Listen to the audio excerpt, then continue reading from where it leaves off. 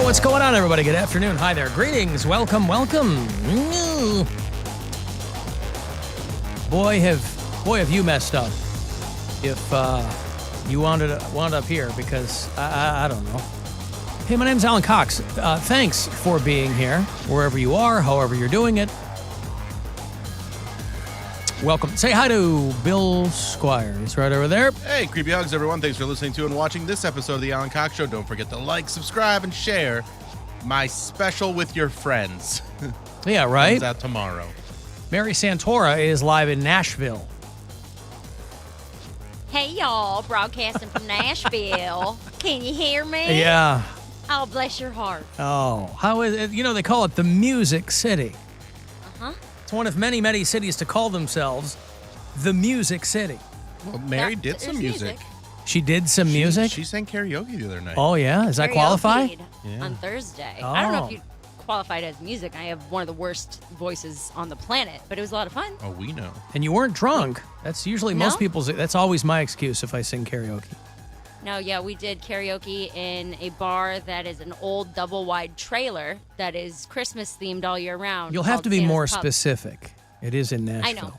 I know. Hey, Poundcake's back in Studio G. Afternoon, white people. And we'd love to have you join us if you'd like to. You can do it telephonically. 216-578-1007 or 800-348-1007.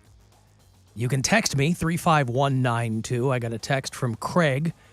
We were talking last week about planes, trains, and automobiles getting a 35th anniversary like box set or whatever. And I said I was surprised that it didn't get re-released in theaters. And Craig informed me that it was 2 weeks ago. I really got to keep my eye on those things. There's a company called Fathom Events that does all these re-releases of movies, you know, and if you really keep your ear to the ground of what they're doing, like they did, I think they were the ones that did the 40th anniversary of The Thing that we went to, because I had never seen that in the theater. So anyway, thank you, Craig. I always like to get more information. So that's a text. You can, if you listen to the iHeartRadio app, of course, you can drop us messages there. You can leave us voicemails on the After Hours line, and blah, blah, blah. It's a short week this week. We're just here today and tomorrow, and they'll be gone for the holiday, of course. So we will see if we can do the very, very least that we can possibly do, put in the bare minimum. You know, a lot of people pride themselves on 110% all the time, despite being mathematically impossible. It's also practically improbable. And so as much as I take great pride, contrary to popular belief, I take great pride in putting this program together every day. Today and tomorrow, feel free to expect nothing. Because then that way, whatever happens, we will have exceeded expectations. And I think that's the perfect way to go into it for a short holiday week. Just set the bar super, super low. So even our most vehement haters will come away going, Oh, they'll still find a way to be They'll angry. They'll be like, see, I told you, they're not even trying. They don't even care. Except this time, you'll be right. Say again? He's going to take Thanksgiving off. Dude doesn't even like food. Well, they got me there. They got me there. Trust me, if I could skip Thanksgiving. No, I like Thanksgiving, you know, because there are a few times every year where it's just the right combination of foods. I'm a big fan of Thanksgiving. I'm trying not to go grocery shopping and just live off the leftovers from Thanksgiving. Live off the land? Well, like we celebrated our Thanksgiving Saturday, and my aunt was like, hey, we'll just take some stuff back. I was like, a lot of the stuff I can't eat, you know. Oh, yeah, you do that family thing, don't you? Don't you celebrate Thanksgiving? Brownsgiving? No, but you do it prior to Thanksgiving. Yeah, because everyone works. Everyone is in the medical field, so everyone has wonky schedules. So we had a day where everyone was off, and so we celebrated it. And so I already got like the leftovers, and now I'm like, all right, I have to go grocery shopping for the stuff that I would normally eat on a normal day. And I'm like, everyone else is celebrating Thanksgiving this week, so I know it's just going to be a madhouse at any store I go to at any time. So I'm trying to avoid going to the grocery store as much as possible and just live off the like turkey. I got a huge slab of turkey that I just want to turn into like a salad, a wrap, a sandwich. A slab of turkey, yeah. And like like a stir fry. Now, what are the sides that you grabbed? I didn't grab any. You just grabbed a slab of turkey. It was funny for the week. Yeah, well, I grabbed a lot of turkey, and then it was funny because I had veggies that I was going to mix with at home, and I was like, she was like, you sure you don't want anything else? No rolls or anything like that? I'm like, no. I was like, but I will take I will take some gravy. So she's like, so you're going to get a bunch of turkey, veggies, and then gravy. I'm like, yeah, because it's pretty much equaling out everything I tried to eat healthy with, slabbing everything else in gravy. But I don't care. The gravy was so good. Wow, was it pork or beef? I don't know. Huh. I imagine it was. The gravy's probably made turkey. with the turkey. Yeah, it's probably Yes. poultry. Yeah, but a lot of people will pre-purchase gravy. They're I don't not think making this their was. own This gravy. was homemade. Oh, it was? Okay, wow. well And done. it was just funny because I know whatever she made with it is just completely against what I'm supposed to eat. But I'm like, this is the only thing I have other than the turkey. So I just got a big old bowl, and I'm like, maybe I can make this into like a soup. Maybe I'll put some veggies in there and make it some type of soup. You can. Because I don't want to grocery shop. I just understand. I don't want to. It's going to be a hassle. You got a stock pot? Put some broth in there and let it He sit. doesn't have a stock pot.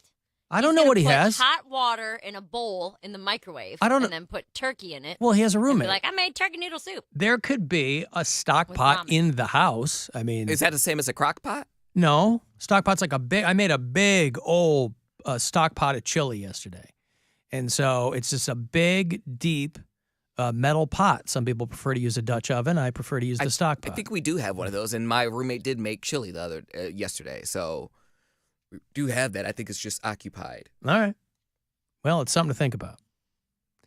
What song did you sing, Mary, in Nashville? Well, I sang two. It was country, I assume.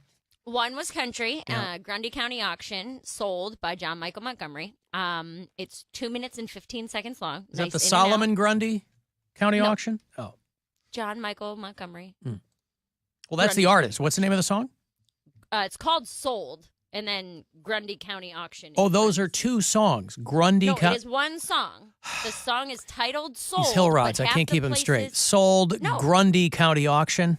Correct. Okay. Half the places have it in as Sold, half the places have it in as Grundy County Auction. That was like my it's a warm-up song with two names. Yes. I don't understand Okay. why that's so confusing. Because you know how sometimes Led Zeppelin will how sometimes they'll play Stairway to Heaven and other times they'll call it something else. What do you mean? Yeah, It's got obviously. two names. Well, Well, I one mean, name is in parentheses, so Well, come that's on. different. It's a parenthetical subtitle on the name of the song. I think Yes, the official title of the song is Sold. Gotcha. I feel like there's some songs that should eventually change the name of the song. Like Sister Christian by Night Ranger should just be called Motorin'. Well, and that's what I mean. Sometimes in the subtitles that, like the Right. Green Day song is called Good Riddance, parentheses, Time of Your Time Life. of your But life. everybody calls it Time That's of Your Life. Exactly. Okay. That's what this is. Now It's I can called visualize Sold, it. But everybody calls it Grundy County Auction. And it's a country So- song about a slave auction.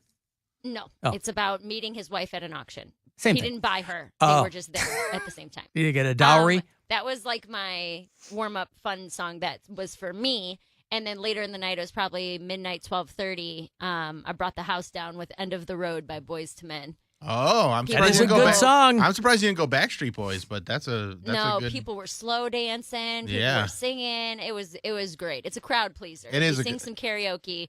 I highly recommend. It's a later in the night crowd pleaser, but yeah, "End of the Road" was a lot of fun too. I love doing a song that gets everybody that like you don't think it's gonna get everybody going, but then everybody is down for it, and that's a great pick.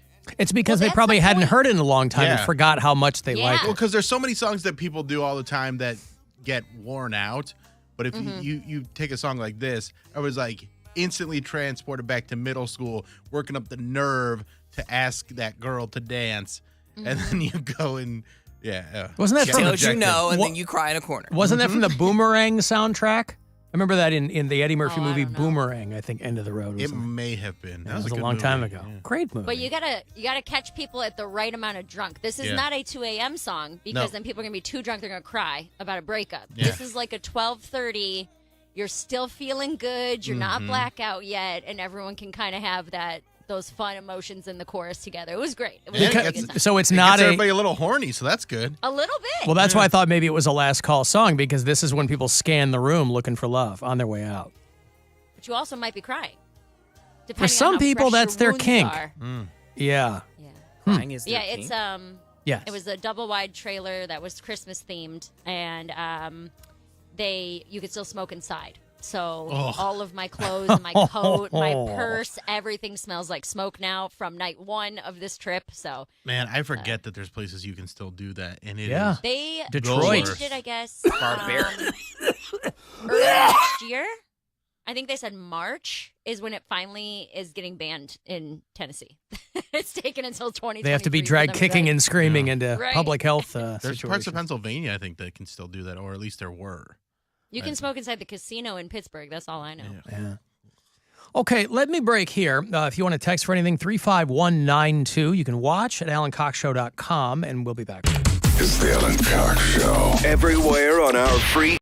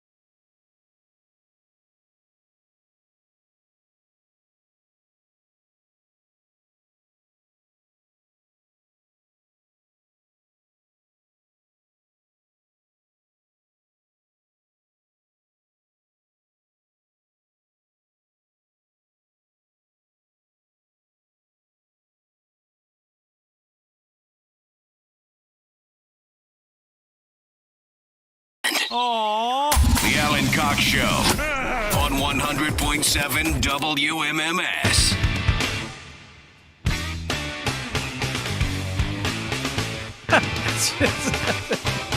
Stupid lights.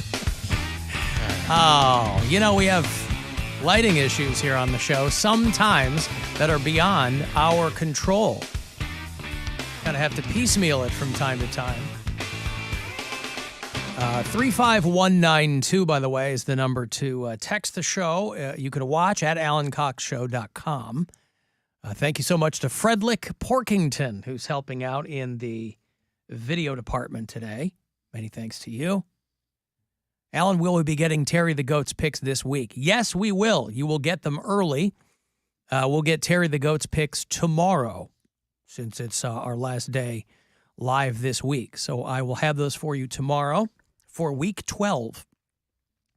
We're waiting for Monday Night Football. So far, Terry is 5-5. She picked the Bills over the Browns. Of course, that very much did not happen. But the Cardinals. She picked the Bills over the Browns. I'm sorry, that was a winner. Yeah, Bills over the Browns. So right now she's 5-5. She almost got Indianapolis over the Eagles. Almost. So she picked that, right? She did. Yeah. Picked the Colts over the close. Eagles. That was a close game. So tonight is Cardinals 49ers, and we'll know tomorrow if she goes 6-5 or 5-6. But we'll get week 12 from Terry the Goat tomorrow. I've spoken with Al Marcinek out there in Carlton, Pennsylvania, and we're going to make that happen. Alan had just watched Nope. Did you watch it, and what did you think? I did watch Nope. Oh, boy, was I disappointed. That's the second disappointing movie I've watched that everybody was shooting a load in their pants over, was Smile and Nope. And they dropped Nope. Nope. What did you think? We watched it last week, and I felt the same way. Brian fell asleep, obviously, so he had to watch it in 2 parts. And he was like, "You going to sit and watch the second half with me again?" I was like, "Absolutely not. I will be in the front living room. You can enjoy this." So Smile and Nope were like, but? They were Well, fine. I feel like I'm in the minority on both of those movies. I just thought that Smile was really slow, and I thought that Nope, I think Jordan Peele is a phenomenal filmmaker. I thought it was really well cast. I thought it was shot amazing, but I get what they were trying to do, but boy, I just thought it was a long way to go to kind of get nowhere. And Well, I mean, you get it's an somewhere. analogy. I just didn't like the. I mean, the third act was my problem with it. yeah, they couldn't Because- figure out what kind of movie they wanted it to be. Right. And there was so many great parts moving up to that third act, and then you get to the third act, and I was just like, man, this was a bummer. I think you're 100% Yeah. right. Yes. By the time you get to the end, you're like, what? And sometimes we'll be watching a movie in bed and Gwen will fall asleep, but I don't know that. So I'll, whatever, she'll wake up or, so, because we didn't watch it all in one sitting. We watched the back half of it last night, and she'll be like, I don't remember any of this. And I go, we just watched. She goes, oh, I must have fallen asleep. I go, okay, well, I don't know that. Yeah. So I'll rewind it 20 minutes and, we'll catch you up. But How do you and Bill do that? I do not like I will not start a movie unless I have time to finish it. And I feel like you and Bill both will just watch 20 minutes of a movie here and then 4 days later watch another 20 minutes and then finish it a week after that. Well, I have can't do something that. that psychologists refer to as a short-term memory. And I find that comes so in then quite you should handy. probably watch it in one. Well, if I don't have to, Nope was 2 hours and 10 minutes. Yeah, If it was I don't long. have 2 hours at the end of the night, I'm not staying up for 2 hours to watch some movie. So that had been the plan when we started it, but then a schedule changed over the weekend and we stopped it halfway through. But no, I can pick up a television show halfway through and enjoy the rest of it.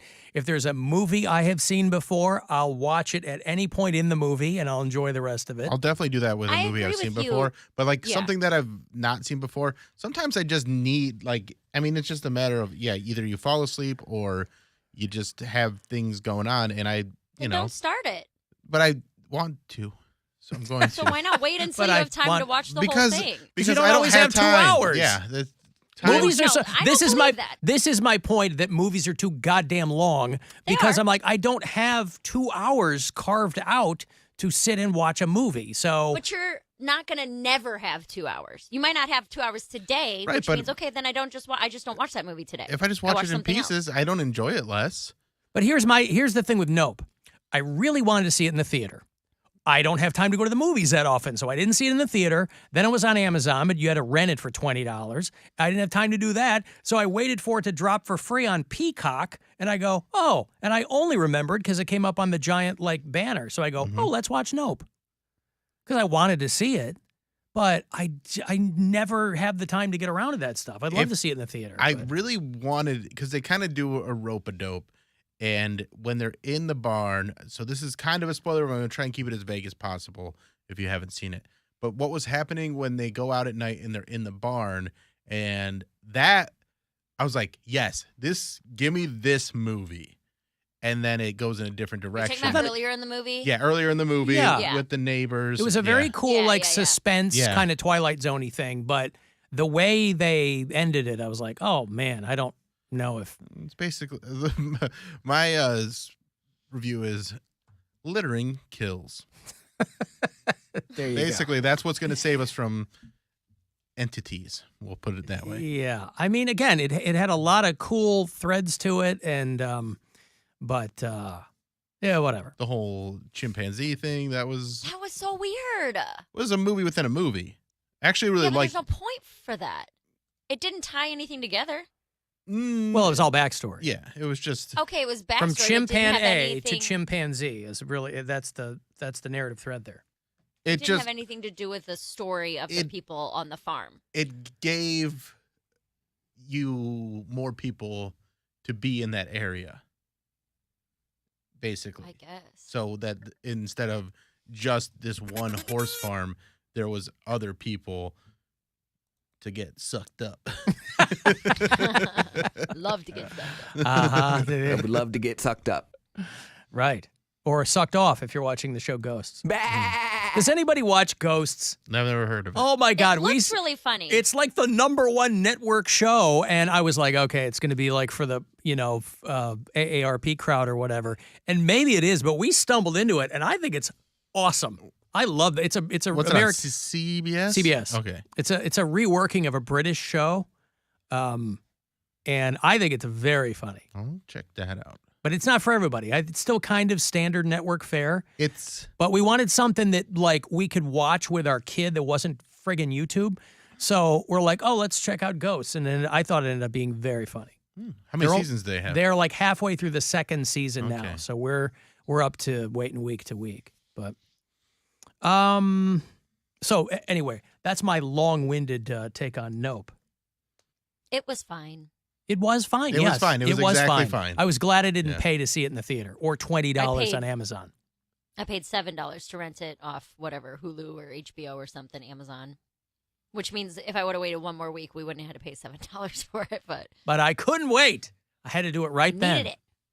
So in the break, Bill goes, hey, Cleveland's getting an MLS team. And I'm trying to make sense of this because last I week. talked about this. Well, last week, a couple of people called. They're like, we're never getting a Major League Soccer team. And I don't think we're getting a Major League Soccer league team. It's called MLS Next Pro. But we already have the Cleveland Crunch. That's a pro soccer team. But it's not MLS, is it? This isn't either.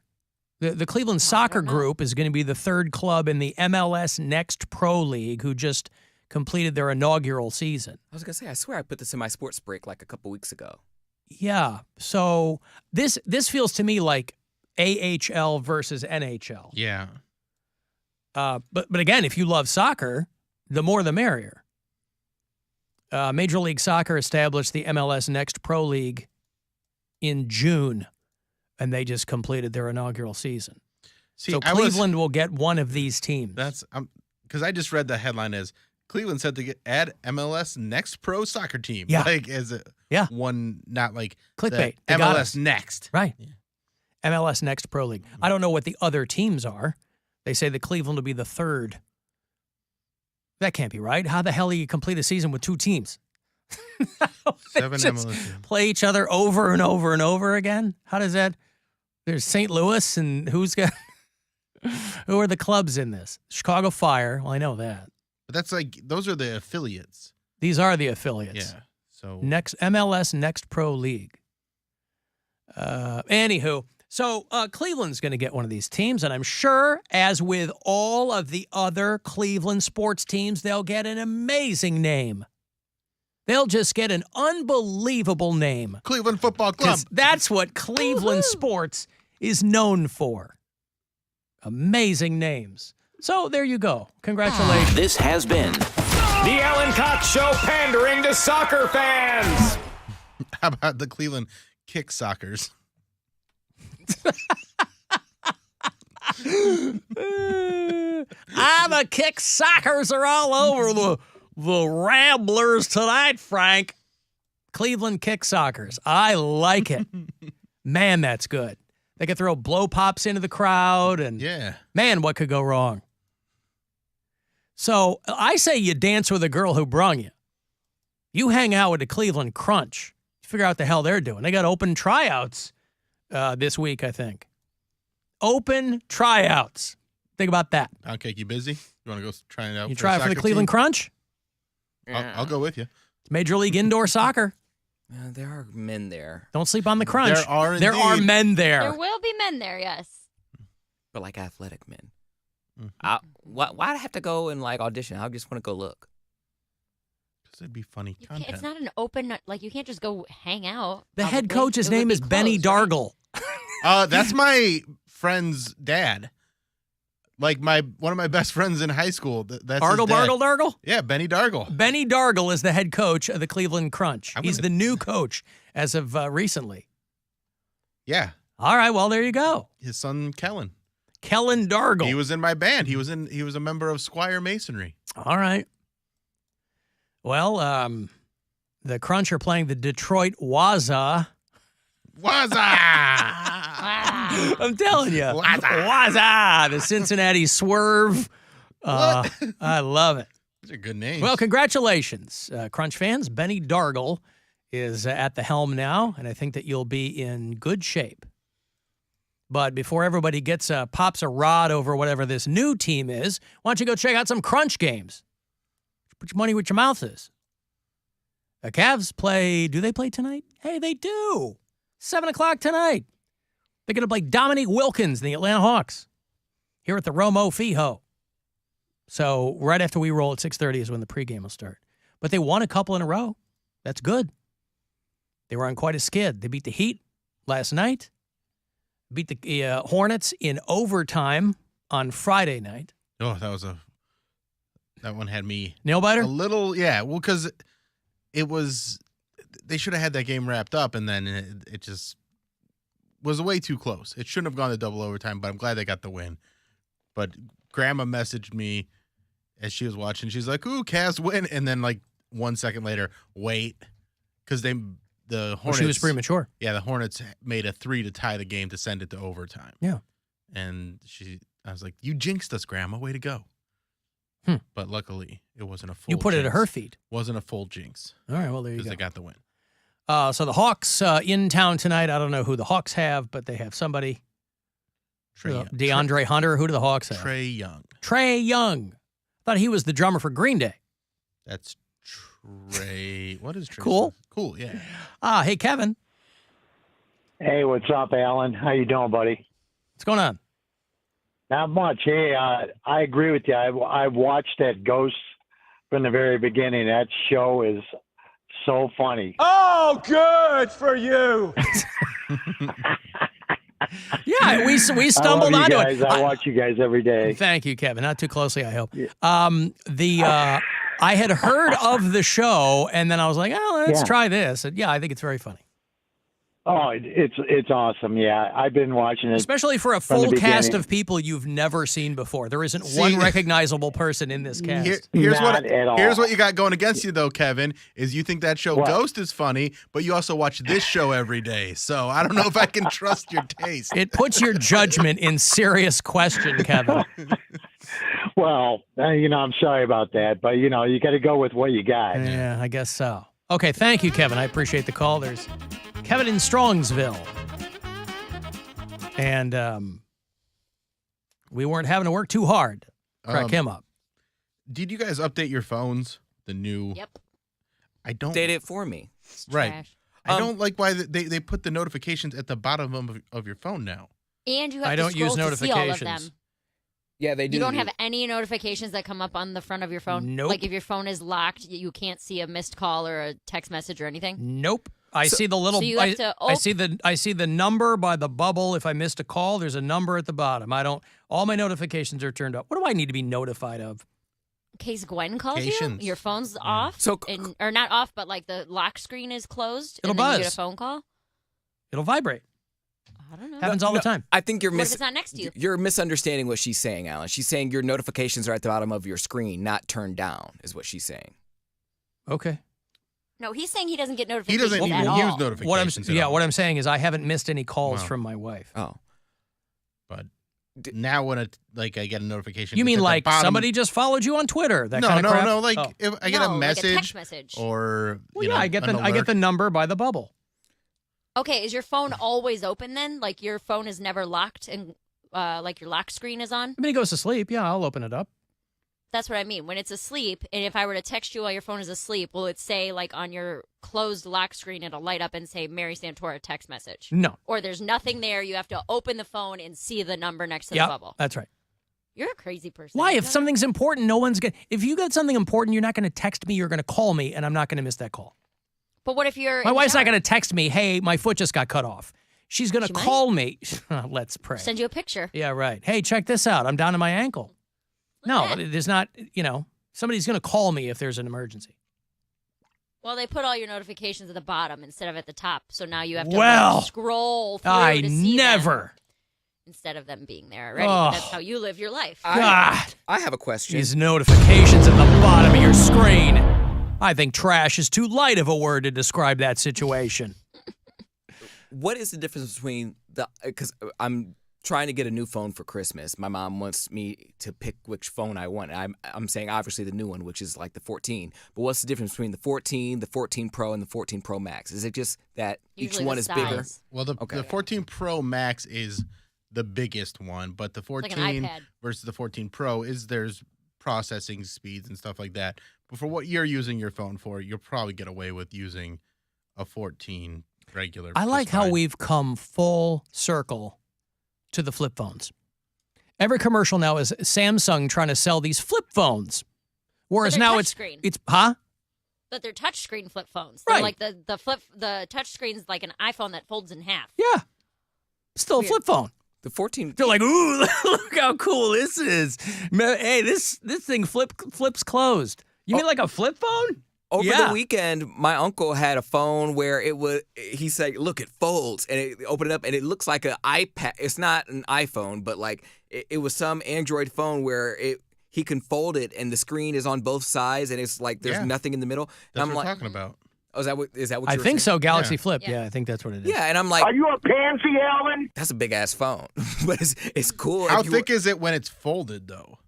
It didn't look that thick. It was Alright. okay, but like I still would never have that one. It's just I don't need that big of a screen. Why do you want to have like a movie theater screen everywhere? I like the fact that my phone is quick and compact. Like I don't Old want people like it. Yeah. even a 14 Pro Max. My brother has that one, and it's just literally like a walkie-talkie. Well, whatever. It's funny, though. It's how expectations have dropped so much because everything that they can basically, we've hit a peak phone, right?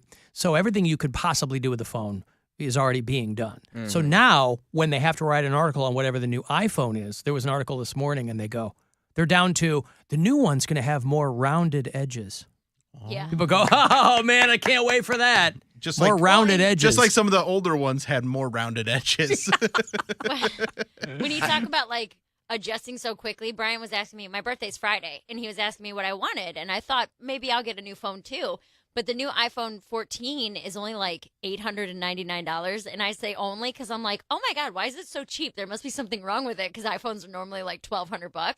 And he's like, "Did you just say only $900?" I don't think, in your defense, I don't think they've. they've been $1,200 for a while. No, because the most expensive one is like $1,000. I know because I looked. It's only like $1,000, like $1,100. even Apple knows. Look, we're not doing anything new to these. We're way overcharging for these. It's not like people are standing in line anymore when a new one drops. And you could pay monthly on it. I think that's what really got them over the edge, is the fact that you didn't have to pay for it all at once. You can just, it's only Yeah, $20 just add $25 a Yeah. month. Most people are like, all right, For the fine. next 6 years. Yeah. Oh, boy. Well, there you go. It is only $800. Honey, I only want you to spend $800 for me on my birthday. I didn't get that. I got $1,000. I don't have $1,000. I'm so used to telling people I got $1,000 for them, but I don't. We're done with it.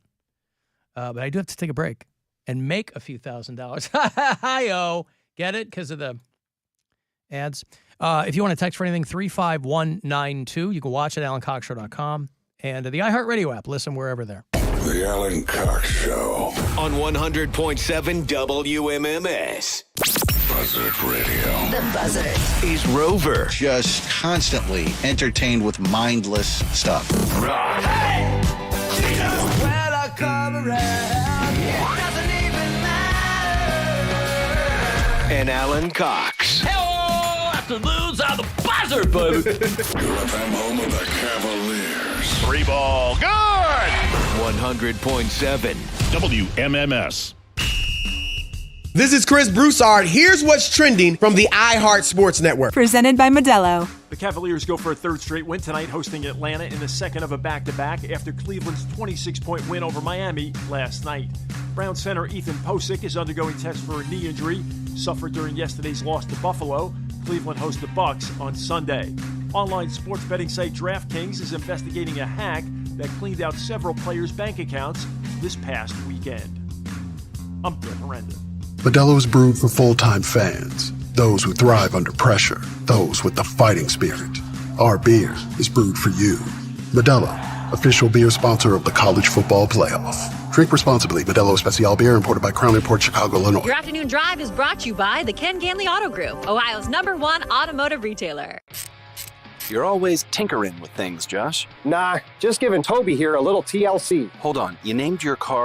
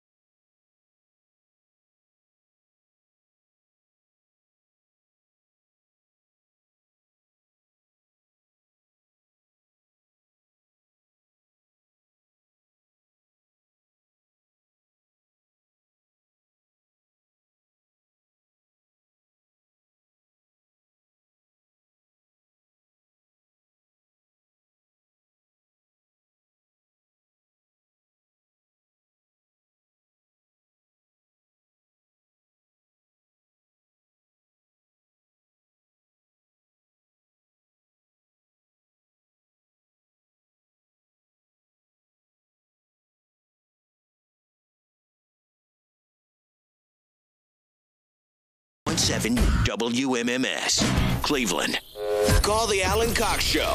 Girls, this is your opportunity right here. A nice boy, let me tell you that. 216-578-1007 or 1-800-348-1007.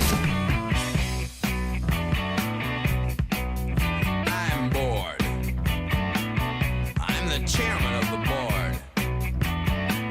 I'm a lengthy monologue.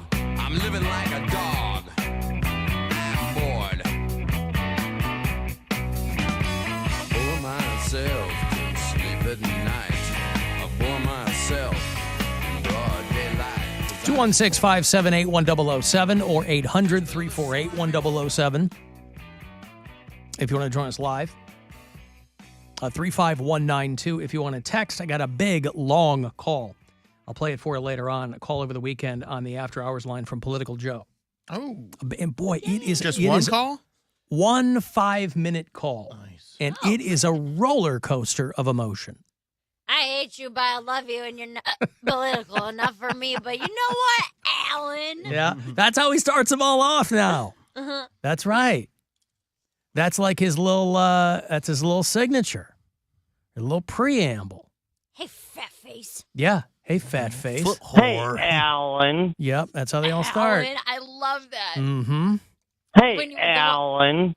The one you use in the promo where he goes, think about it, Alan. Yeah, why not? My I sister appreciate used to that make he's fun a of me. fan. What? Every time I would get drunk and I'd bicker with my dad, the way that I would say dad when I was drunk, my sister and I still do that because I would be like, oh, what do you know about a dad? Like all pissy, and we'll still do that to each other every now and then. So that's what that reminds me of. Oh, boy. Dad. Yeah. So I'll play that for you later on. We are just here today and tomorrow. Mary's live in Nashville. I'll have Static X tickets for you today and tomorrow. Also, last pair of tickets for WWE Live, which is in that kind of fallow week between Christmas and New Year's. I think it's the 28th. And then if you want to see the Cleveland Orchestra accompany Jurassic Park, that's not till next July. That sounds fun. But they're getting going on the 2023 Blossom Music Festival because the tickets for the whole season are available. They're going to do Jurassic Park next summer, do Lord of the Rings, and more. I love going to those. I've been to Batman and Empire Strikes Back. It's very fun to watch the movie along with the orchestra. I've never been. I'll have to go to one of those. Jurassic Park would be a good one. I guess That's so. a great score. More John Williams, right? Yeah. I got a bunch of tweets and messages from people seemingly at the same time over this weekend who are all making the same joke. Manure Lagoon is playing at the Agora this weekend. And they all attached the story of a guy in Indiana who died after falling into a manure lagoon, which is a great name. Again, I'll put it out there for you kids that are just now feeling comfortable with your instrument. Maybe you're practicing in the garage and you need a name. You go, we got our licks, we got our riffs, we got our look. We just don't have a name, and a name is really what can put you over the top. So Manure Lagoon is out there. And I imagine that it's probably very literal. There's probably no, that's not slang for something, right? A 30-year-old guy was working a dairy farm in Indiana, and he was chasing after a piece of equipment he was using, rolled into the manure lagoon and became submerged. And he jumped in after it. I mean, it's probably a very expensive piece of farming equipment. You know, you have people who die reflexively jumping after their phone when it falls into a river or something, and then they're taken out by the current. And the cops showed up shortly after 8:30 a.m. Other farm workers had called, and they were going to pump the manure lagoon to try to find the guy, but they said, well, that would have taken a long time. That would have taken days. Just for context, that's how big a manure lagoon is. If you want to empty it out, it's going to take days. Stinky. Instead, what they did was they sailed through the pond on a boat with a hook. Now it's a Primus album. That's right. Sailing the seas of manure. Of things that used to be cheese. And they finally located him 4 hours after he had fallen into the lagoon. His official cause of death was blood loss. So, cut himself? Yeah, he must have cut himself or something and then fallen in or, So, boy, but think about that. A waste management basin where all the animal waste goes, where all the wash water goes from these livestock pens, right? And this is a big environmental complaint. People who live around these things, companies and like factory farms and things like that, even smaller farms, they can't give a fat frog's ass where that stuff goes. And so you have people who live like downriver from one of these massive farms who get like wastewater and, poo water coming into their town and they get all mad. And it's got to make you feel weird if you also work at that farm. A lot of these towns, that's your primary employer. It's the factory farm. But then you live downriver from, what was that? There was a town in Virginia or something about a year or so ago, and they're not the only one, but they made a lot of news because they were downstream from like a pig farm or something. And this farm's just dumping the crap in the water. Whatever the pig waste is was just getting thrown into the water. They're like, well, somebody will figure it out. But the people in this town were very, very upset. And now here's a guy who finds himself in a manure lagoon. That's no good. Of all the lagoons in which you'd want to drown, I bet manure is at the very bottom. Hummus lagoon would be preferable. I would eat my way out of that. Yeah. I like hummus. You couldn't. It's too thick. You don't know what I can do. Stop. See, you don't believe in me. You can't snort hummus. I'm not snorting it. It would get into your orifices. I'll have pita paddles, and I will get out. Put them on your arms like floaties. Mm-hmm. When did you get so concerned about his orifices? No, I'm saying that if you're overcome by a lagoon of a substance, you're not. His head's not above, not water, but the surface. The hummus, but I'll chop my way out. Up your nose and in your ears and stuff. I mean, I thought lagoons were relatively shallow, by the way. I didn't think know the depth. Maybe when they occur naturally, they are. Maybe if it's farm waste, they make it as deep as they possibly can. It's probably pretty muckety, so it might pull you in. It might be almost like a quicksand situation. Oh, okay. There's a vortex in there. That's just kind of like, you get trapped in it, and it creates that vacuum as you trudge through it. Oh no! Most lagoons are less than 65 feet, but deep? They can be as deep. Yes, they can be as deep as 200 feet. Okay, so you can have some deep ass lagoons. Yeah, but that's kind of weird though, because at what point do you call it something else? They go, well, it can be 65 feet, it can be 200. Yeah, anything can be 65 feet or 200 feet deep. I don't know about this. I mean, what actually makes it a lagoon? That's what I'm saying. I don't know. Is that like a? Oh, what constitutes? Well, a it's lagoon? like separate. It's like I got it. Isn't it separate from like a lake, like a body of water that's off of another big body of water? Yes, Am I right? separated Yeah. by a natural barrier. Oh, like a reef? So it has to be separated by some sort of land or reef. Well, anyway, cows. What we're talking about are when they're naturally occurring. This guy, there are no naturally occurring manure lagoons. No, they made this. Yeah. They made a trench that got out of hand. Right. This is an S word for poop pit. That's not a lagoon. That's right. Yep. It's right next to Excrement Bay. Yeah. And you want to be careful when you're out there. I had a poop lagoon happen to me today. You did? There in Nashville? Yeah. A poop lagoon? You eat cheese or something? No.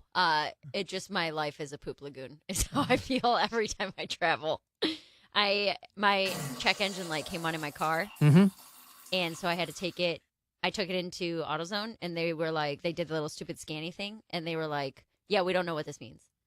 And I was like, what does it say? And they're like, we've never seen this code before, so we don't know what's wrong with your car.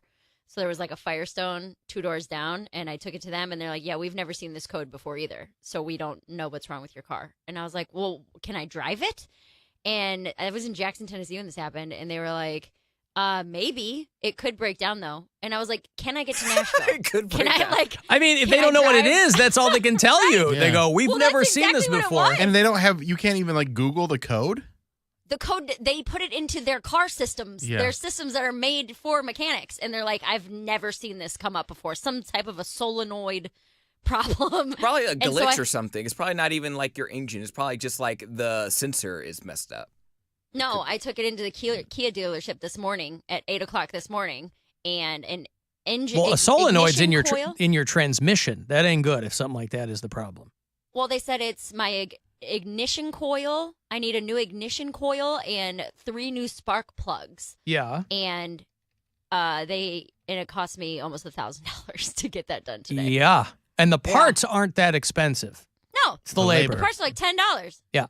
It's the labor, and it's the fact that it was a $225 diagnostic test. The same test that they ran at like the AutoZone, they ran at the Kia dealership, and they're like, yeah, it's $225. I was like, well, they did it for free there. Well, It's like, that's told why you they didn't know but what they was didn't know wrong what with was it. going on. Yeah. That's why I bought my own code reader. And they don't like then that once you- because then you walk in and you tell them You what know the what you're code is. Yeah, they don't get to charge you $225. I'll tell you what, Mary. I was going to give you some money for your birthday, so you can either get it now or you could get it on your birthday. Which day do you My want birthday's Friday, so send it now. Dude. Poundcake was going to give you money for your birthday? I give people money for their birthday. You act like I'm... But you're trying to win $200 from her. It's not going to be $200. It's a deposit. Will you give her $20? I'll give her $50. How about that? That's nice. You were the last person I would have thought. It's no knock. You're just the Seems last like person you're I would. No. Of all the things you talk about, I don't have money for this. I don't got money for that. I don't. I'm eating a big slab of turkey for the week. I didn't think you'd be slipping a 50 in her card. I will splurge and I will go above and beyond for people that I care about. Like, I'm not going to... look at you. Never got us $50. I guess I have. She ain't getting no $50 from me. I have too. Alan, you're right. Don't give me $50. Give me $750 because you're a millionaire and you should pay for my car to get fixed. Yeah. I'll wait till you hear Yeah. political Joe going off on that.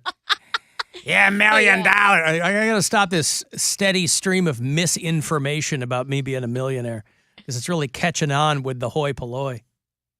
Yeah. So $50. that was Wow. That's my poop lagoon story for today where I'm like, I can't make any money on the road because you know what my check for this week was? $900. So Yeah. I'm like, every dollar that I made and then some went directly into my car so that I could get home. And it's so funny because I posted it on my Instagram story when they sent me the text message and everyone's like, oh, just buy the spark plugs and do it yourself. I'm like, I am 600 miles from home. I don't think today's That's the day not to be the a hard YouTube part, mechanic. though. Spark plugs are a piece of cake. Yeah. It's like an Instead of, ignition coil. ignition That's coil. that's a whole other That's thing. a whole thing. Yeah, I'm not Which doing that. is something that people will be like, oh, you could do it. You could do it, but not when you're 600 miles from home. Not in Jackson, Tennessee. Do you want to do that and then find out you did something wrong and then your car is stuck there? Yeah, And that's then not it's Thanksgiving, so nothing's open till Monday. right. Everyone's like, yeah. I called my buddy who's actually he works at Terry's North Coast Auto. I called him and I was like, hey, is this real? Like, here's what they told me. Should I get this done? He goes, yeah, unfortunately, you do have to get this done. Because he's like, it's exactly what they said. With these types of things, you could crap out 20 miles from now or it could last you a month, but you literally never know. And it's only going to make your engine worse. So it's like, perfect. Perfect. Well, there you go. Congratulations. No. Drowning in a poop lagoon. Every one of these trips. Everyone. I told It's you, like- these cannot be worth it for you. Well, if everything would have gone right, I'd have come home with $1,000 in my Well, pocket. yes, if everything would have gone right, everything is great. You know what? If everything had gone right, I would have won the Powerball. Yeah. So that's fun. Hey, Jake. Hey, so speaking of Poop Lagoon, I just saw Streetlight Manifesto at the Cleveland Agora yesterday, and they opened. Pretty good set.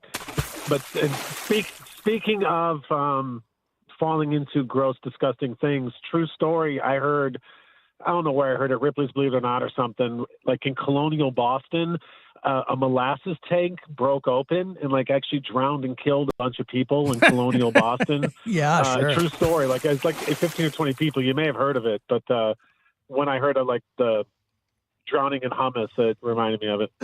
Yeah, that sounds vaguely familiar, like something I might have seen in the Great Molasses Flood is what you're talking about. Slowest death ever. Yeah, the Boston molasses disaster. They're like, oh no, how am I going to get out of this? 21 people killed by a tidal wave of syrup in Boston in 1919. Wow. How about that? 2 million gallons of molasses. Your ass is molasses. Yeah. Several buildings were flattened in the disaster, which killed 21 people and injured 150 others. That's so much molasses. Yeah, that's a lot. The goggles, they do nothing. They do nothing. That's real acid and action. It was an uncharacteristically warm winter day in Boston. It was 40-plus degrees, and that means a lot of people were walking around downtown. But then the molasses disaster struck. And do you think they just didn't have enough urgency? They're like, oh, that molasses is moving pretty slow. We got plenty of time. Plenty of time to get to safety. And then all of a sudden, they're dead. But maybe it was warm molasses. Oh, that would be fast, less yeah. viscous, right? The Great Molasses Flood. They said that the wave of molasses. It can't be a wave. A storage tank filled with 2.3 million gallons of molasses. That's so much molasses. Burst. And the wave rushed through the streets at 35 miles per hour. Wow. That's not slow. That is not slow. Killing 21 and injuring 150. Wow. The area smelled of molasses on hot summer days for decades after. Well, yeah, you can't get every nook. You ever see the layout of Boston? Holy Christ. You could barely drive around that town, let alone get all the nooks and crannies where the molasses settled. You got to get out there with a toothbrush. I do like the headline in the Boston Post. Huge molasses tank explodes in North End. 11 dead, 50 hurt. That would be the top story. Right there above the fold. A molasses disaster. What killed Jack? Oh, molasses. Oh, he was diabetic? No, like the actual. No, not the just wave. Sugar. Yeah. Right, the wave. The molasses tsunami, duh. Now, as a kid who grew up on molasses instead of syrup, I feel for these people. I hated even eating molasses, let alone shuffling off my mortal coil at its hand. Oh. Waist-deep molasses is how the Boston Post described it. Swirled and bubbled. Whether it was animal or human being that was ensnared was impossible to tell. I love writing in old-time newspaper writing. Ensnared. Human beings were ensnared. Now they're like, yeah, guy got shot in the face. Pictures at 11. Horses died like so many flies on flypaper. Anywho. For our bureau chiefs in Boston and in Massachusetts, maybe a lot of those people probably had people who are living today, lost a grandparent or a great-grandparent in the Great Molasses Flood. There's no way to go. 35-mile-per-hour wave of molasses. I got a break. I'll have, I'm going to go see the Cleveland Orchestra accompany Jurassic Park next summer. You're going to get these in plenty of time. But the tickets for that whole 2023 season with the Cleveland Orchestra out at Blossom are on sale now. So I'll hook you up to see Jurassic Park accompanied by the Cleveland Orchestra. After the break, 35192 if you want to text, and we'll be back. It's the Alan Cox Show. On our free iHeartRadio app and your favorite smart device. Just tell it to play the Alan Cox Show. On iHeartRadio. iHeartRadio Alter Ego 2023. Presented by Capital One. Is sold out. Completely sold out. Believe it, it's sold out in like 10 minutes. Yeah, you want in? Now your only way in is to win. Enter for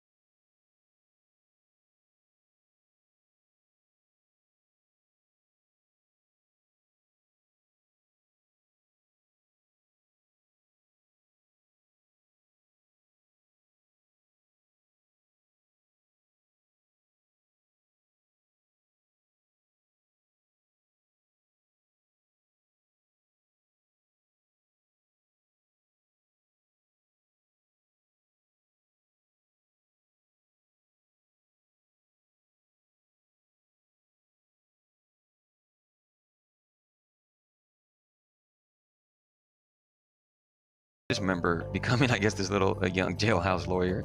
I knew that the only way for me to go home was if the felony murder rule changed.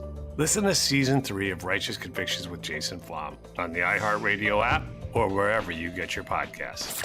Stop to wow, give stuff away. All right, we want a 4-pack of tickets for next summer. Relive the magic of Jurassic Park on the big screen. The thrilling performance of John Williams' iconic score by the Cleveland Orchestra. The tickets for the entire 2023 Blossom Music Festival are on sale now. ClevelandOrchestra.com. They're going to do Jurassic Park, Lord of the Rings, Disney's Sound of Magic, and lots more. Make good Christmas gifts, not coincidentally. Jurassic Park is going to go down Friday, July the 7th, out at Blossom. Get you a 4-pack of tickets here. Good luck. Call 10-216-578-1007 or 800-348-1007. He might have been just a voice man. He's the man of 1,000 voices. Greatest voice man that ever lived. None of which will make you laugh. But he never took a performance for granted. Alan Cox. On 100.7 WMMS. 35192. Want to send me a text? AlanCoxShow.com. Thanks again to Fredlick Porkington for helping out. Fredlick. Not a minute too soon.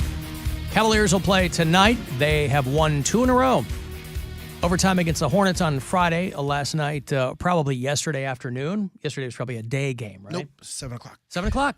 Cavs over the Heat, 113-87. Boy, that's tough.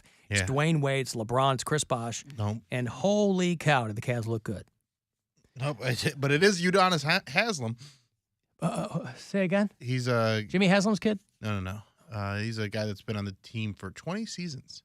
Udonis Haslem? I think he's still playing this. I think this is his last season, and I think he's 20 seasons. Him and Kobe are like the only guys that played for one team for 20 seasons. Wow, dude's 42. Is he the oldest guy in the league? Yeah. Udonis Haslem. They pay him $2.5 million a year. Good for him. Never even heard of that guy. Anywho, Cavs beat that guy and the rest of the team. And they'll take a crack at the Atlanta Hawks tonight, 7 o'clock tip-off. So we'll roll out at 6:30, and I'll get you right into Cavaliers Live pregame. And then Portland is in town on Wednesday night, and then the Cavs hit the road for a stretch. They'll go to Milwaukee, Detroit, and Toronto before they come back home. So listen, still a lot of basketball to be played of the NBA. And the Cavs are doing just fine right now, near the top of the East. What's to complain about? Sure, they pulled out a squeaker against the Hornets, who are not a great team. But any given night, you never know what's going to happen. We've got a video from Mary I thought you might enjoy. We were talking last week. Mary's there live in Nashville. Yep. And we were talking last week about bodies decomposing. You follow crime scene cleanup social media accounts already, right? So you probably see these videos, yeah. But somebody sent me this one, crime scene cleaning on TikTok. And we were talking last week about how quickly a body can decompose. And there were people, for whatever reason, were taking umbrage with my characterization of it. I don't know why. Because a body, without any mitigating circumstance, the body's going to break down pretty quickly. And this girl walks you through, I assume they have to get okays from families to do this unless they get into a place. Actually, now that I think of it, if you find a guy who's been dead for 9 days in his apartment, he probably didn't have any family. Probably didn't have anybody checking on him. But this is a lady who walks you through a guy who melted into the carpet. Have you seen this? No. Guys, welcome to our newest decomp. We've got a large job upstairs here, and it is an individual that was deceased for 9 days. 9 days. See the maggots there? See all the worms? I can't see it, and I'm very glad. Oh, you can't see it, can you? No. I'm sorry. Well, people can see it on the live stream. Unfounded, undiscovered, and literally melted through the floor, coming through the gas pipe right here. Yeah, so they show the goo of this former person coming through the gas pipe into the room below. Oh, God, that's so gross. Oh, the maggots. The garage floor below. So Dripped onto the garage floor. Oh, fine. What's it called? I'll look it up. Just go to Crime the live scene, crime scene cleaning. Yeah, or you should just go to the Go to the live stream. live stream and watch it. But there's a guy that said Mary is so hot. Oh, well, that changed my So whole attitude. that'll cheer you up. That's because she's all gussied up today. She's not. I washed my hair. That's what constitutes getting gussied up. I washed my Mary. hair. So did I. You thought he was being sincere. Pretty large job today. We've got 3 people plus myself, so we're going to try to tackle it. There's going to be a lot of demo. This is a very old home, so we've got plaster walls as opposed to drywall. So we're going to be here for a few days, but stay tuned. It's going to be interesting.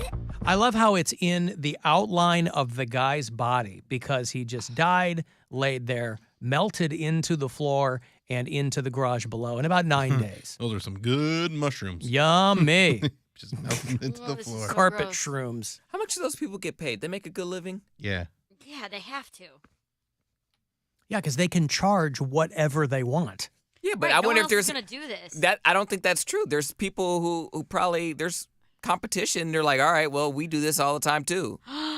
When they pull up the carpet, all those Mhm. maggots. Yeah. Oh my god. There's that movie Sunshine Cleaning where that's like what pulls her out of poverty is being willing to clean up disgusting messes like this. You have a strong gag reflex, you can monetize it in more ways than one. Not everybody's monetizing their gag reflex in just one way. Some people, yes, passively. Other people, actively. I remember when I was looking before I found the job I have now, I was looking for another part-time job, a day job, and one of the jobs was a very nice gentleman. He called me up and he was like, "Hey, I have a job for you," and it was cleaning soiled linens from like nursing homes. And he was like, "I know." He was like, "Do you have like a what did he say?" He was like, "Do Gag you reflex. Do you have a sensitive gag reflex? He was like, "Do you have?" You said, "No, I do not." No, he said, "Do you have a sensitive stomach?" Oh, and I was like, "Oh no!" Like only if you tickle it. I was like, my whole family's in like the medical field. Like it shouldn't be a big deal. And then I was thinking about it. I'm like, all right, this is throw up. This is pee. This is poop. This is blood, pus, blood. You got to wear like a hazmat suit. And this was before COVID. This was like 2016, 17, maybe. And then I called the guy back. I was like, "You're very nice, but I wouldn't be good at doing this, even part time. I can't do this." And the pay was good. It was good money. And I'm like, I can't. Like, sure. I want to, but this would be something if I had no other. I have kids at home. I got to pay the bills. If I had no other options, but I was like, yeah, I can't. And my mom was like, "Oh, that's every day. That's the life of a nurse. You got to wipe people's butts." I'm like, and you don't have to do the customer service. You're just doing laundry. Right. You don't have to talk to people. Right. Yes, but it's just like a mound of poo there. Like, what do you get ready for? Do you just take the sheets and just like keep it in like a little? You make a little. You sack have a of it? little plastic pail and a little plastic shovel. You put that in the. No. You shovel it in, then you throw that down the toilet, and then you can't. do some laundry.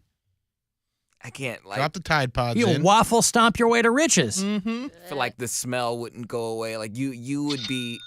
Something's gonna go. You'd be skinnier than you've ever been. That's true. You'd never want to eat. You were probably right. I'm sure I probably have gone up a pound or two since. But also, why wouldn't you do that if it was really good pay? Because That's what separates the go-getters. Yeah, I from guess the non-go-getters. Yes, but I didn't want to waste the guy's time. I didn't, because he was like offering me this job essentially, and I did not want to show up there and say I can do the job and then not. I couldn't do that job because just today, picking up my dog's poop, I like got a whiff of it and I was like, whoa. Exactly. Like, and I'm like, yeah, I couldn't do that with a human. I'm getting gaggy right now. Wow. And that's what I'm saying. These are guys with like, what's the poop disease where it's C. diff. C. diff. C. diff. Like you're not just talking about. I would say poop already stinks, and then on top of it, you get C. diff and different types of infections. But you've smelled your own poop. Yours is That's mine. Different. I have no Does choice it- but to smell mine, and I control You would do this that. job, Alan? Yes, of course. No, you What do wouldn't. not. You're telling me I have no reason to lie. Why wouldn't I?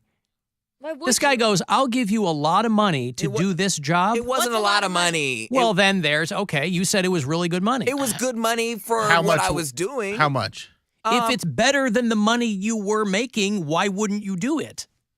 Because I didn't think I had the skills for the job. I didn't think I had the mindset. You didn't think you had right the skills to clean up poopy sheets. No, I didn't. It's not that the reason that the guy is looking to hire somebody is not because people aren't qualified for it. It's that he can't find somebody to do it. Probably. You probably would. He was right. Yeah, but you probably would have had like negotiating leverage. You could have said, "I would do it for this," and he goes, "It's more than I was willing to pay, but okay." Yeah, no, no. I just How much was the pay? That's what I. If I'm remembering correctly, it was like $17 an hour. But I don't. Oh You're no, out of your mind. no, Yeah, that's not that. Yeah, I mean, that's. This was when you were a young okay man? Money, but This was like Before any of this. No. This was this is when he was looking for this. I was looking for a part-time job. So this is like maybe 2016, 2017. I don't remember exactly He what it never was. ever thinks of the show. Never thinks of the show. You know the stories you would have had? I mean, granted, it would have been, they all would have been kind of one note. The brown note. That would be the note. That would be the note, and I'm not looking That would have forward been to the name of your podcast, The Brown Note. The brown note. He never thinks of the show. He never goes, you know what? $17 an hour. It's more than I'm making at whatever I'm doing, but more than he was making. If you're making $8 an hour and somebody offers you 10, it's still not a lot of money, but it's more money than you were making before. But it's $17 an hour to do super gross Like stuff. you work for that money. Everybody works for their money. Not like that. What he's doing right now, sitting and talking, it's nowhere near cleaning up soiled linens of old people who are decaying from the inside out. But I bet the fact that you have to say it like that makes it sound so awful. Rotting from the inside out. That's what's happening. That's why I'm saying you could have said, pay me $25 an hour and I'll do it. No, because I still don't know if I could get over it. Like, I don't know if I could get over that. You have to do that every day. I bet you would hate it. But you would get used to it. I don't think you would. Boy, I bet you would. I bet you would. Any job that involves a smell, and granted, your sense of smell is your most sensitive one, but I bet you would get used to it to some degree. You're going to be wearing a mask because there's still protocols that you have to take, right? So you're going to be wearing gloves, wearing a mask. Yeah, you would wear gloves and I'm sure goggles. I'm sure everything protected that you could possibly wear because you don't want to get infection. But still, still on top of that, it would be on the lab coat. It would be on the goggles. It would be in the fibers of everything. Why would it be you have. on your goggles? Because you don't know what he's, mess they made. He's trying to get down there and really make sure he got in it. Was he throwing them around on your goggles? He's pulling them off like a magician pulls a tablecloth off of a table. He's like, voila! Poop! Oh. Gross. Man. All right. Yeah, I don't remember what the guy, what the job, the name of the company was, but like he was a very nice man, and I could tell that he was really looking for someone to take the job. And that's the perfect position to be in. He called me, and then I called my mom. I was like, "Mom, what about this job? Do you think?" She's like, "No." She's like, "I know you, Cody, and you're not gonna do it. You're not gonna do it." And I like how his mom tells him what he can and can't do. But like, I don't believe in you, son. I called her what to she was ask saying. her. I called her to ask her. I'm like, Mom, you've seen this on a daily basis. Do you think I can handle this? And she's like, from my impression of you, no, you cannot handle this. My impression of you. She was like, the you impression can't. that I get. She was like, you can't handle something like that. She was like, you would freak out. You're squeamish. You'd pass out. This guy, his own mother, never had to clean up poop. But I knew someone who did. Oh, I got it on my goggles. Oh, man, that's funny. Looking for a part-time job. What do? I clean up poopy sheets. Soiled linens. You'd be doing those people a great service, by the way. But I like how your mom, honey, you can do anything you put your nose to. And my nose hairs are now like tingling thinking torched. About it. Yeah, I bet. Because you never did the job. But I'm telling you, after about a month, I bet you'd just be like, yeah, it's whatever, making $25 an hour. Also, hold on. This reminds me of something. What? We were recording. There was an outtake There was an outtake from the Week in Cox where we were talking about hooking up in the back of cars. Wait, what? Remember we were talking about? Take a breath. We were Yeah. We were setting up, talking about hooking up in the back of cars. Oh, and that's why I said I get PTSD when my brother sits in the passenger seat. Is that what you were talking about? This is one of your intros? Yes, because he goes, the poop smell. Because he hooked up in so many cars. It reminds me. Yeah, I was like, I don't want anyone farting in my car because I don't want the smell to get in there again. Wow. Is it worth playing? I've got it. You had to be there thing? No, this is it just caught me off guard. But this is an outtake. We didn't use this one, did we? Yes, we did. Oh, we did? I just had the intro. Okay, try it. Yeah. In this segment, that's a little inside joke for me and Poundcake only. We go down Alan's memory lane, which is a very long lane because Alan's so old, and talk about those days when you'd make out in the back of a car. There was a point in my life where that's all I did because I didn't have any option. Yeah, I'm sure there's a lot of people that can relate. Check it out right now on the Week in Cox. That's not it. Oh, wait, maybe it was an outtake. I told you that was because I called it an episode. Oh, yeah. And then you said the whole... It was a segment. And I think it was the teaser, actually. The teaser. I think it was maybe it was the teaser. Well, let me go back. Better be as awesome as that one. It's like, I don't remember. Well, you like long lane because you're old? From the end of the previous segment. Yeah. Yeah, okay. Hold on.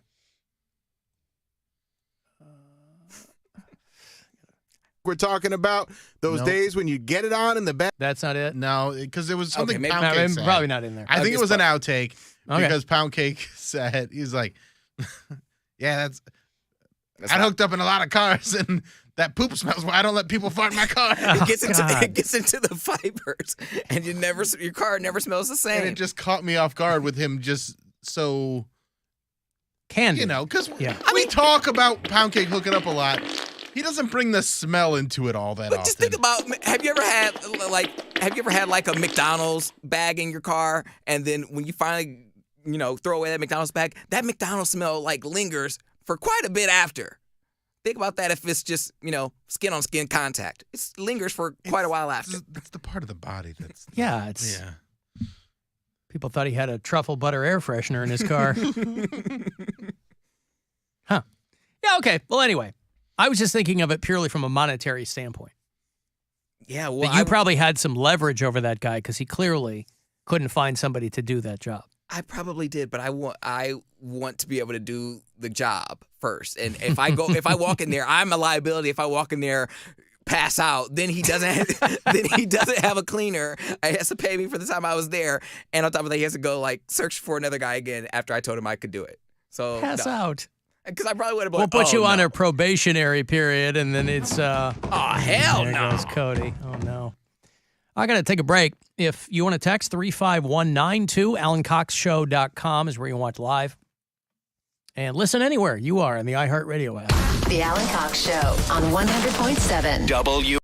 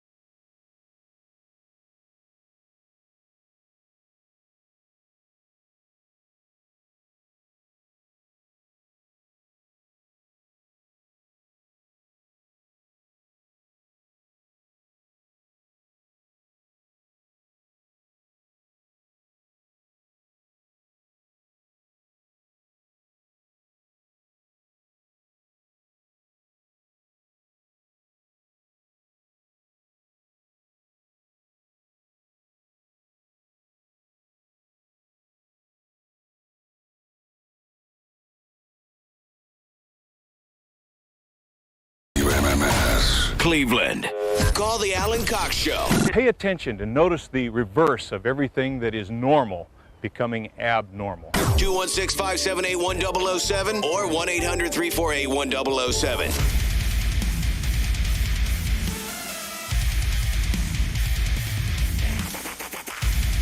35192. Want to send a text? Can drop us messages on the iHeartRadio app, by the way.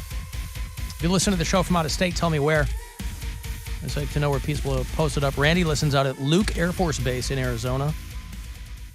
Sandra is in Jacksonville, North Carolina. Matt listens in Milwaukee.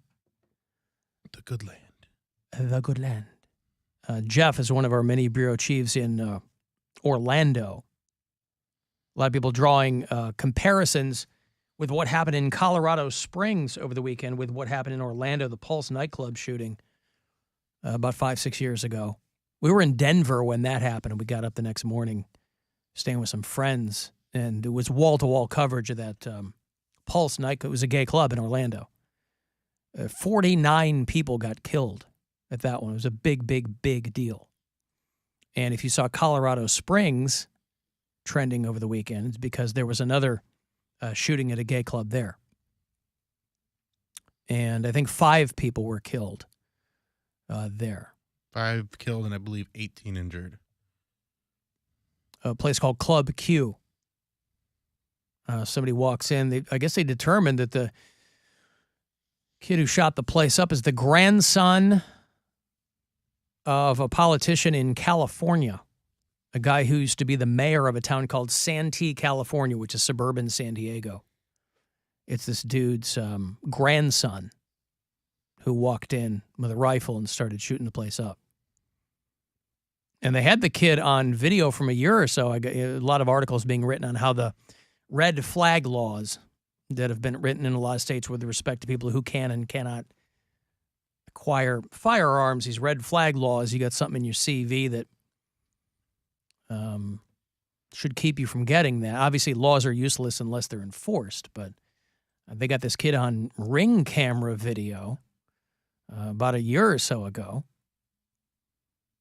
because he had made a false bomb threat or something like that. He threatened to bomb his mother's house in June of last year. And there's Ring doorbell footage of him surrendering to law enforcement after they evacuated his mother's entire neighborhood because there was an active bomb threat. And so a lot of people are wondering how he was able to get the rifle that he used during this nightclub attack. Now, one of the co-owners of the club was killed.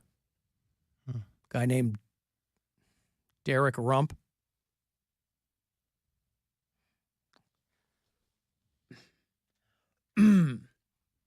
And some other people that where they talked to one of the bartenders who was there, who was found his way out from behind the bar and trying to hide out on a patio. All I saw, I popped my head up over the booth, and I saw like the barrel of a gun like poked into the patio room. I saw just the tip of it, and it was at that point that I legitimately thought I was about to get shot. Like, I didn't know. I felt like a fish trapped in a barrel. I didn't know where to go. I didn't have my phone. I didn't have anything. So I was just so scared I wouldn't be able to talk to my mom or talk to anybody, in that situation. They're saying that it could have been a lot worse. There were 2 dudes who wrestled the guy's rifle away from him and then beat him with it. But they said that it could have been a lot. What's that guy's name? That guy's a badass. Yeah, a lot worse. Could have been. One club goer grabbed, I guess he had a rifle and a handgun maybe, grabbed the handgun from him, repeatedly hit him with it, and subdued him. And they were still pinning him to the ground when the cops showed up. And the mayor of Colorado Springs said this could have been a lot worse if those guys hadn't risked their own lives in doing that. So, you know what they say? The only way to stop a bad guy with a gun is to get a good guy to get that bad guy's gun and then beat him with it. And then pin him on the ground until the cops show up. It's on a T-shirt at a Love's truck stop. They're exact same. Half of it's on the front, half of it's on the back. So you're like, it's a long one. It's a real cliffhanger. Yeah. You go, right. what's the back say? Oh, until the cops show up. Got it. Yeah, gotcha. He had a handgun and an AR-15. Entered the club and immediately started shooting at people. You probably saw, if you're on Twitter or social media, no shortage of people blaming Lauren Boebert. She's been very, very publicly anti-LGBT and all this kind of stuff. But that's not her district. So, and do you really think that people are taking their cues from whoever their congressional representative is? I mean, obviously, that's the kind of rhetoric that once it's in the sauce can affect people who are touched in the head otherwise. But, tell me the last time you were influenced by something that your congressional representative said. And not that I'm defending people who are homophobic or that aren't for gay marriage, but even it's a stretch to say that they're calling for us to be murdered. Like, I don't know what rhetoric is saying go to a club and shoot up all the gays. Well, the point being is that a lot of that anti-LGBTQ rhetoric, a lot of that anti-trans rhetoric, which Lauren Boebert it's been a nonstop stream from her and her ilk, is that if you make those people seem like they're inferior to other people, then you can rationalize taking them out. Right. You can rationalize doing physical bodily harm to them. One of the oldest hate groups in the country is a place called Focus on the Family. You might have heard of them. They're always at the forefront of some kind of evangelical nonsense, right-wing hooey. They're headquartered in Colorado Springs. They're right there. They got a big old building and a compound, and, they're one of the oldest groups like that in the entire country. They've been doing that anti-gay stuff for decades. And they're right there in Colorado Springs. A guy named James Dobson. Dobson. We got Dobson here. Dobson. See, nobody cares. They were founded in 1977. I remember my mom and dad reading James Dobson books. Focus on the Family was nothing if not diversified. But they were very... I don't know, they'd paint themselves one way. You rationalize a lot of things once you say you got Jesus on your side, obviously. So they've been involved in a lot of different things over the past 50 or 60 years. That was one thing Jesus liked doing, was pick sides. Indeed. So I was like, I'm going to need loaves over here and fishes over here, okay? I don't know if I've got enough for everybody, and I want to hedge my bets. My love is conditional on whether you're on my side or not. Signed, Jesus. Yeah, so, this is a group that's, big into conversion therapy and, the gay, they believe in the gay agenda and all this nonsense. So, but again, Colorado Springs, if you've ever been out there, we've been out there on occasion. Never been it's to a Colorado very, Springs. Very conservative area. That is red Colorado. And there's an Air Force base there. One of my second week ever working on the road was in Colorado Springs in 2005. Jeez. Yeah, Lauren Boebert, that's not her district, but the guy whose district it is another Republican who got a big win in the midterms, and he supports discriminating against gay people and called Democrats groomers and all that nonsense. He's one of these guys that wanted to end funding for PBS because they had a gay cartoon. And so Colorado is still a purple state. Name a cartoon that's not gay. What? I said Ed, and Eddie. Jesus, they weren't being that's gay a there, deep dive. Wow, Ed, and Eddie. I was gonna say Caillou, but of course, that kid Courage sucks. the Cowardly Dog. Courage the Cowardly Dog. Is that Grandpa gay in that? I don't know. The grandma's gay. What about Oddballs? That's a good one. Anybody watching Oddballs on Netflix? No. Very weird, very fun. So yeah, that whole thing's going down out there. And Alan, how come you're not talking about the Green Power Ranger? We haven't gotten to it yet. Well, I'm too old for that show. I didn't watch the Power Rangers, but I will say the guy who killed himself here just a couple years younger than me. His was the only name I ever knew. A guy named Jason David Frank was the original Green Power Ranger, and he killed himself. He's 49. His name was Tommy on the show. Tommy was the Green Power Ranger. Then he became the White Power Ranger because he started off as an evil Power Ranger, which was a very dramatic part of that show. Talk about taking sides. Yeah. He switched. My brother was a big fan of that show, and I'm 7 years older than him, so he would play with all those toys, so I had a pretty good knowledge of a lot of that stuff because he would just have it on all the time. Well, I guess this guy, I think maybe part of the reason I knew this guy's name is that he was a regular on like the Comic-Con circuit. Yeah. So this guy was always showing up. I mean, I think when you and I did the show from Cleveland Comic-Con, he was there. But I guess he'd had enough. Did they say how he committed suicide? Was it a gunshot? No, he died in Texas. And sources say that it was a result of suicide. If they have announced that, I didn't see it. But that's obviously the OG Power Rangers. That's a big deal to a certain generation of people. And so that's a big deal. Because people are saying, like, I guess he was recently getting divorced. Like, he got a DUI. His wife left him, claiming that he cheated on her. So she had filed for divorce not long ago. I like that this past August. I like that reaction that he cheats on her, well, allegedly, and then his response is like, "Oh, you're gonna divorce me over that?" I was the Green Power Ranger. Hey, I just cheated a little bit. Yeah, he cheated on his wife. Respectfully. Well, he's like a mixed martial artist too, so I don't know. The guy had a lot of irons in the fire, as it were. That's a bummer. Suicide hotline, is it operational yet? Where it's like star 86 or what? What is the? I think it is. Yeah, I think that it is. What is the? Because you probably know it. Well, the full number is still out there. Text 988. 988. You can text or 988lifeline.org. Our own Corey Roddick is always very much publicly at the forefront of this kind of stuff.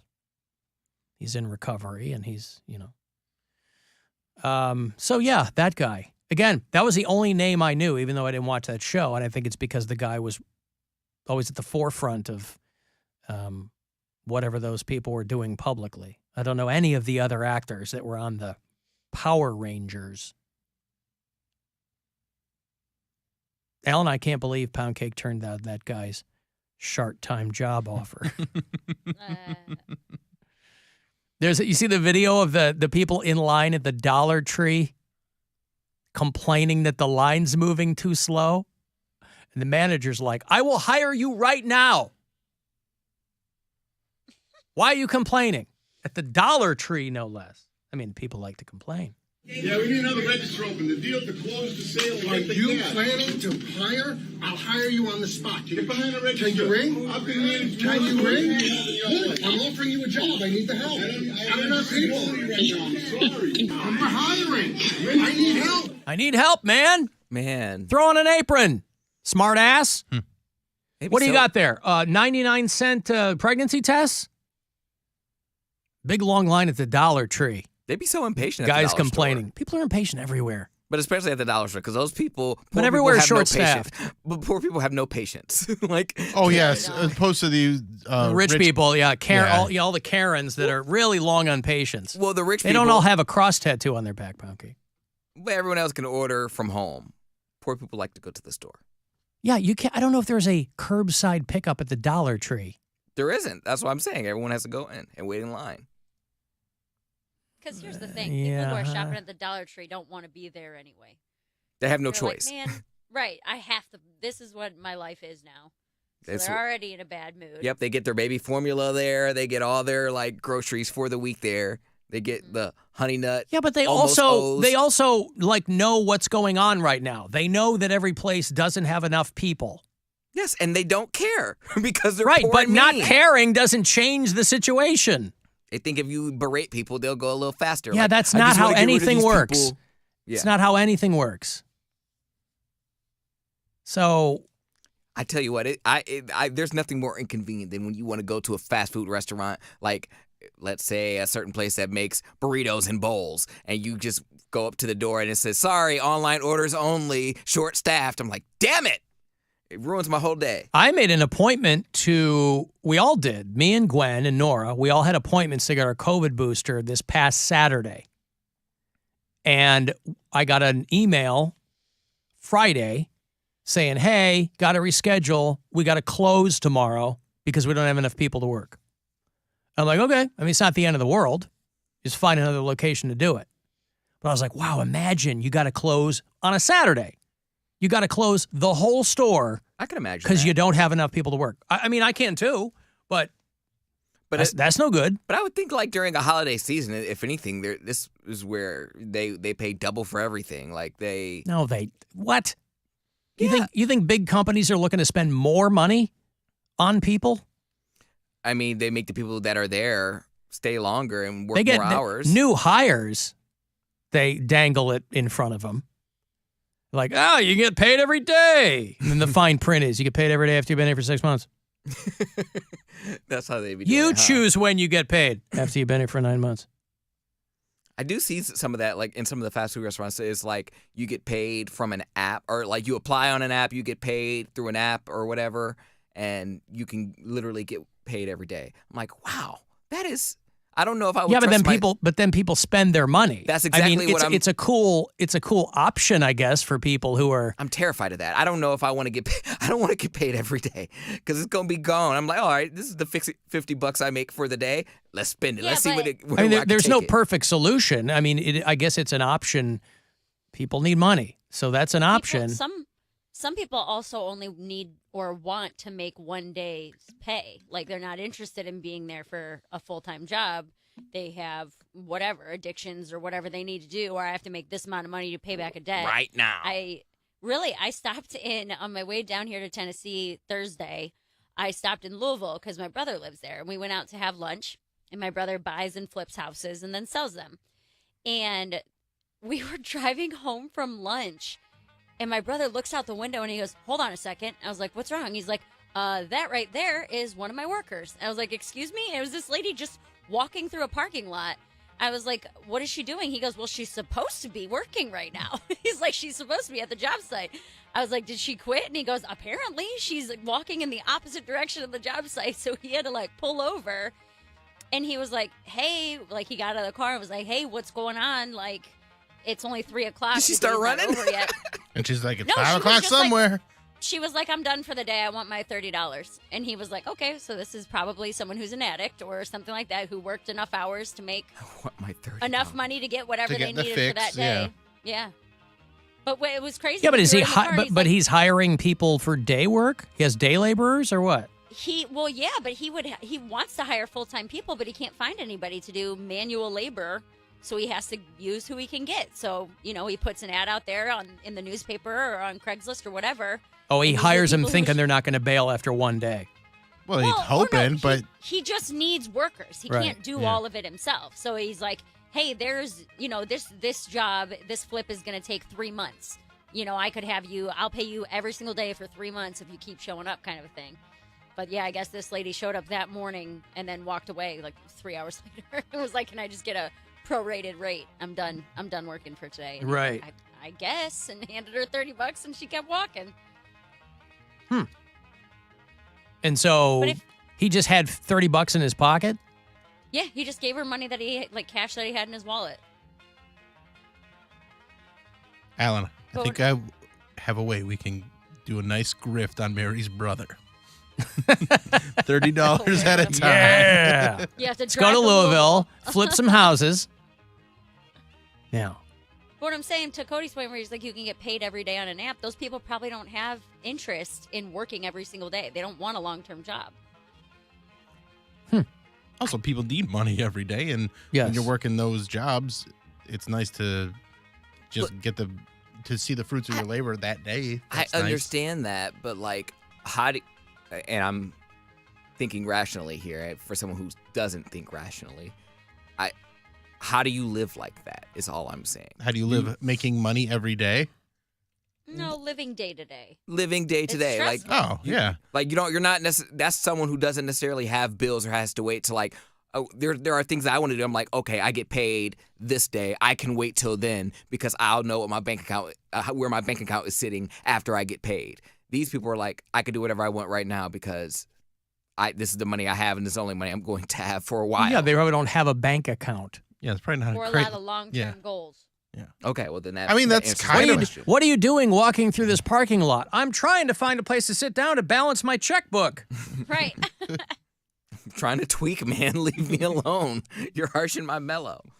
Dude, speaking of Colorado. You know how mellow tweakers are? Mm-hmm. Very chill people. Trying to tweak. Now You're harshing my mellow. You're harshing my It was just so weird having like a really, when we were in, this was Portland, my friends had a really nice apartment overlooking, it had like a gorgeous apartment, then a nice little balcony, and it was across the street from a parking lot. And that parking lot was just like Tent City, like Hooverville. And all the tweakers would just get over there and like do drugs. And every so often, we'd wake up in the morning and we would have our coffee and our morning blunt, whatever we would do to sit out there. We would see one of the tweakers that was just like less of a tweaker than the other ones, just sweeping and cleaning the parking lot. I'm like, see, that's all we need. We just need one person out of the group to take some pride in where they live. And she was like sweeping up and getting rid of the Band-Aids and the needles. And But you're sitting on your balcony smoking a blunt. So? Who are you? So you're doing drugs on both sides of the street. Yes, but I'm like, you're above like, them. what? Just because you're literally above them doesn't mean that you're better than they are. I didn't say I was, but No, you think you are. Yes, of course. I'm contained on a balcony. These dumb drug addicts, we're sitting there smoking a blunt watching them. There's a small fence. Pass it over here. But it was just so weird. Just like you have these probably $1 million apartments in Portland, and then across the street, it looks like, Skid Row. And so yes, $1 million apartment does not mean that the whole neighborhood is awesome. $1 million apartment just means there's a property company that has the capital to build this. The place they're putting up next door. There's still going to be dudes across the street that are homeless. Mm-hmm. There's multi-million-dollar homes in New York City, and still a guy taking a dump on the stoop. Yeah, who's going to clean that up? Not Poundcake. He'd gag. He'd get it all over his goggles. He's not going to do that. I don't think I'm in the minority on that. If it was a job that everyone could do, everyone would do it. That's why it wouldn't be so scarce. No, I wouldn't take that job either. I'm not doing that job. No. It's too gross. Okay, let me take a break here. I'll have Static X tickets for you on the way back. Back last spring, they postponed their entire tour by a year, I think almost to the day here in Cleveland. So in March, Static X is going to be back for the Rise of the Machine tour, March 26th at the House of Blues. So if you dig Static X, and boy, I do, I'll have those tickets for you coming back. 35192 if you want to text for anything, and we'll be back. This is the Alan Cox Show. Everywhere on our free iHeartRadio app.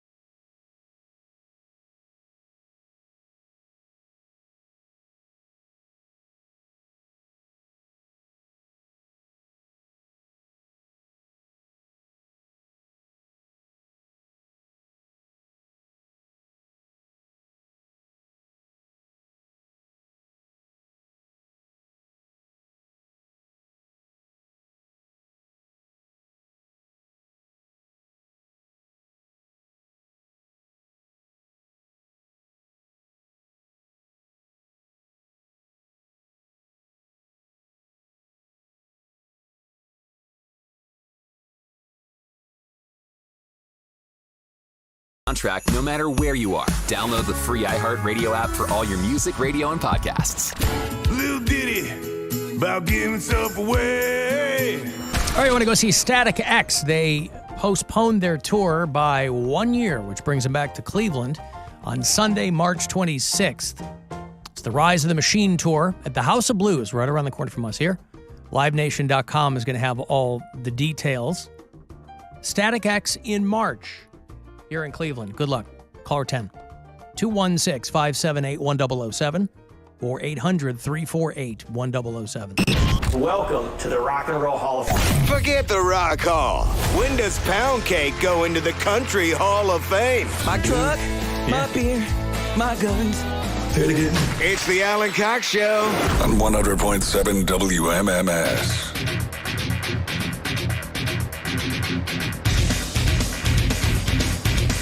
They had the Rock Hall inductions on HBO on Saturday night. They were in LA this year. I haven't watched them yet.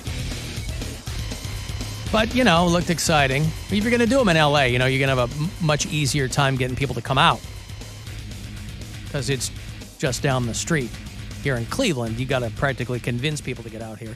But They did. That last one was star-studded. No, it was great. It was awesome. It's just I do miss, in the years that I've been attending when they're in Cleveland, I couldn't tell you the last time they did one of those all-star jams. Mm-hmm. Well, they did one on Saturday. It aired Saturday, but they did one this past go-around. Duran Duran got in, and Lionel Richie and Dolly Parton. She initially refused when they said, we're going to put you in the Rock and Roll Hall of Fame. Her reflexive reaction was, well, I'm a country artist. I probably don't really belong in the Rock and Roll Hall of Fame. And I think they essentially told her, well, you're going in, so you can either come out and have fun or you can explain to people why you're in the Rock and Roll Hall of Fame. This went down earlier in the month. It was November the 5th. And Pink inducted Dolly Parton. It is my pleasure to induct you into the Rock and Roll Hall of Fame. Well, thank you, Pink. I'm a rock star now. Oh, I tell you what, this is a very, very, very special night for me. I'm sure a lot of you knew that back when they said they were going to put me in the Rock and Roll Hall of Fame, I didn't really feel like I had done enough to deserve that. And I didn't understand at the time that it's about a little more than that. But I'm just honored and so proud to be here tonight. And thanks to all of you. I wonder what got her to change her mind. Because her initial reaction, you can understand. Her initial reaction was the right one, which was, I don't have a problem with Dolly Parton in the Rock and Roll Hall of Fame. But her initial reaction to being told she was going to be inducted was probably the correct one for her. So I wonder what made her change her mind. Like Jan Wenner hits her up and goes, hey, listen, it's all one big goulash now, so come on. You're a big deal. She had mentioned that she was going to do a rock album next year, and she performed one of her songs at the Rock Hall induction. Something she threw together. Probably she's like, well, I guess if I'm going to get in the Rock and Roll Hall of Fame, I got to put a song together. What am I going to call it? What if it was just like straight black metal? Right. Cannibal Corpse. Mm-hmm. She premiered a song called Rockin'. Probably took her all of 5 minutes to put it together. You get into the Rock and Roll Hall of Fame, you want to do a rock song? I guess. Can you just... What should we write it about? How about rockin'? Let's just call it rockin'. Go with what we know since we're in the Rock Hall. Here I am on the stage, you all know my name. With many country accolades, country's in my veins. Sounds like an 80s rap song. Yeah. Dolly Parton, my name, and rapping my game. And let's talk about my sneakers. Big news, I ain't never been the same. Cause they done gone and put me in the Rock and Roll Hall of Fame.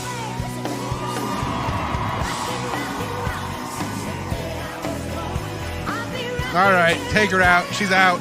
Now, come Kick on. her out of the Rock and Roll Hall. If you've been That rocking, song, you should be able to get kicked out of the Rock Hall if you do a song that's that bad. I love Dolly Parton, but you've just ruined everything. listen, she can do no wrong as far as I'm concerned, but some are going to Did hit you better hear the than song others. she just played? Rockin' since the day I was born. If you've been rocking since the day where you were born, why would you say you hadn't done enough to be inducted into the Hall of Fame? Oh, Dolly. Get her out of there.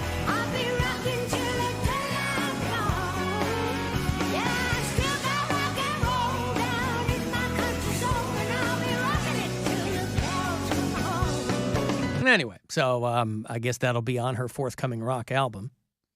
The Zac Brown Band never met a cover they didn't love.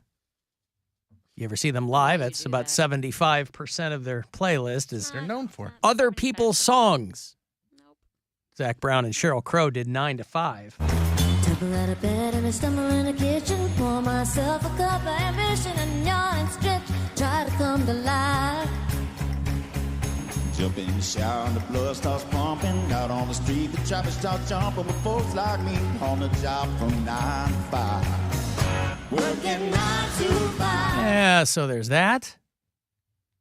Pat Benatar. That's got a in little better than the rock song. Rockin' Until the Day I Die. Like, that's actually a really fun cover or duet together. But, that rockin'. Pat Benatar got into the Rock and Roll Hall of Fame. Her husband, Neil Giraldo, is, of course, from Cleveland, Ohio. And they probably would have liked very much to have been inducted when it was here, but that wasn't the case. But Pat Benatar is also there were multiple years she was nominated, and for whatever reason, she was passed over. So they finally gave it to her. I will thank all of you, our amazing fans, my partner, my love. 43 years ago in a rehearsal studio in New York. Could you ever have imagined this night tonight? So I'm guessing we could have probably done this separately on our own, in our own way, but it never would have been this much fun. Are there any other female rock stars named Pat? There's guys. There's Pat Travers, and there's, Pat. Yeah, I don't think there's It's a not lot of... like Patricia is not a rock and roll. I'm glad that she is. But if you were like, this is my Aunt Pat, you'd never think she was in the Rock and Roll Hall of Fame. Who's your aunt? That's what makes her all the more special. I guess so. Patricia Giraldo. I think obviously her stage name's the same, but. And Pat Benatar is 69 years old. Nice. The Eurythmics got in. Annie Lennox and Dave Stewart. I don't even know that those two have seen each other in 40 years. Like, they kind of very publicly split after a couple of albums 35 years ago.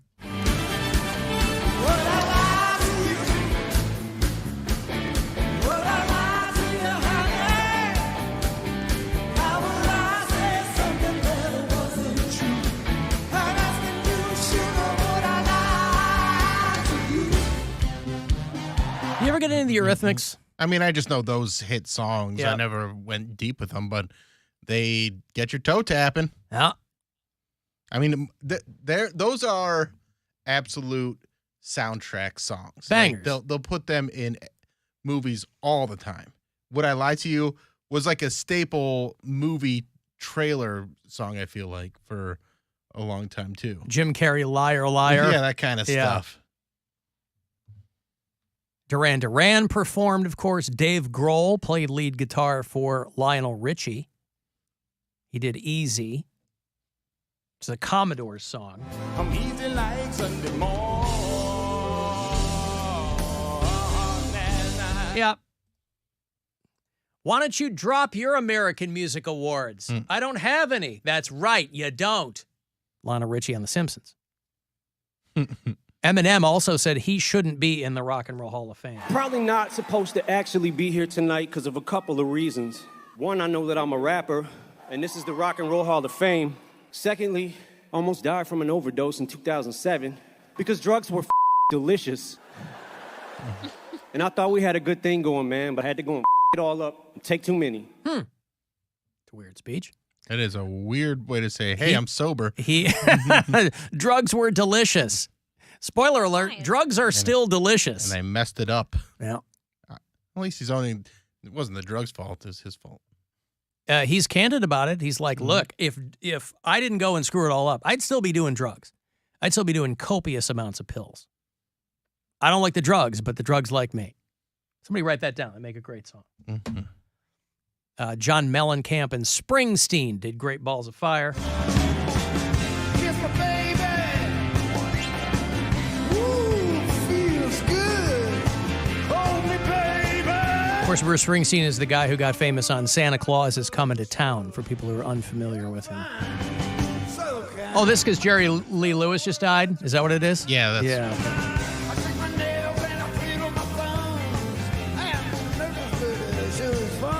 There you go. I like everybody clutching their pearls because John Mellencamp was at the Colts game and he didn't stand for the national anthem.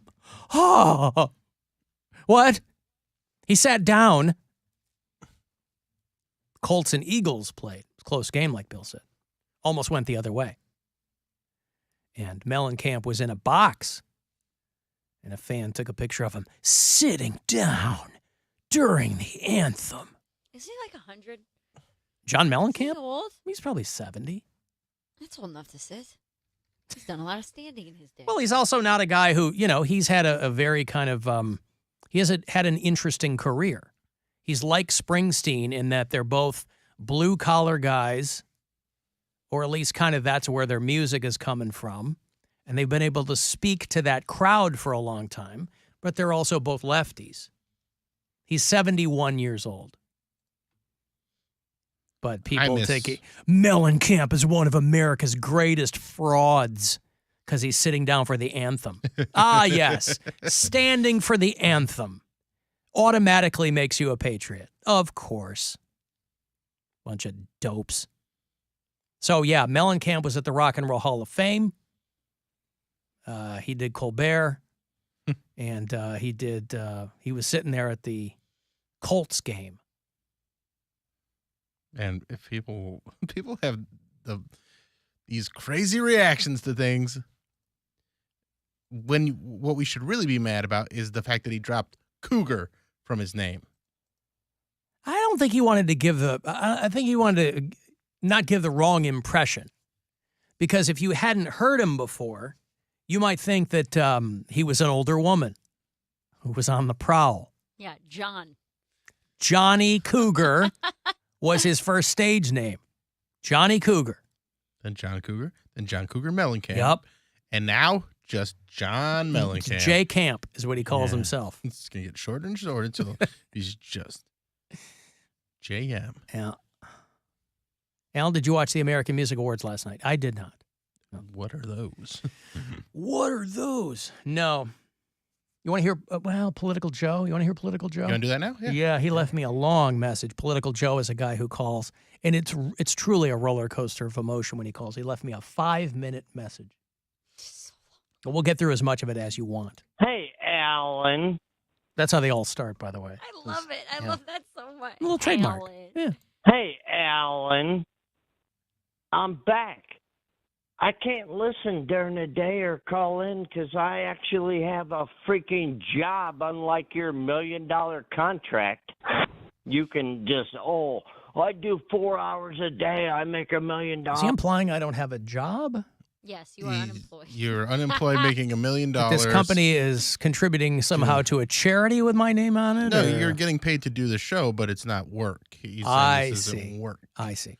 And you're only here for 4.5 hours while we do the show. Right. Yes. Well, there you go. Oh, well, son of a bitch. I don't even know if you put me on the air anymore. I really liked what you did. You made intros and you pissed with me with my voice. I like that. Hey, Alan, I can't tell you.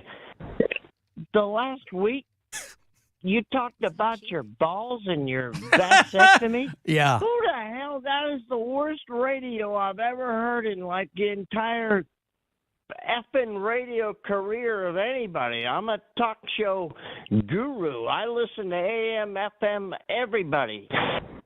And talking about your old man's saggy-ass balls was like the worst. Why does he think they're saggy, by the way? I don't know. He's a talk show guru because he listens to so much. When is he working if he's listening to all this other stuff? What's happening? I thought a vasectomy was something that was pretty common, by the way. Radio I've ever heard in my entire life. Dude, you don't need no bag of peas to soothe your balls, right? Frozen peas. Just let the balls hang in the toilet water, you old... Hang in the water? What the hell is he talking about?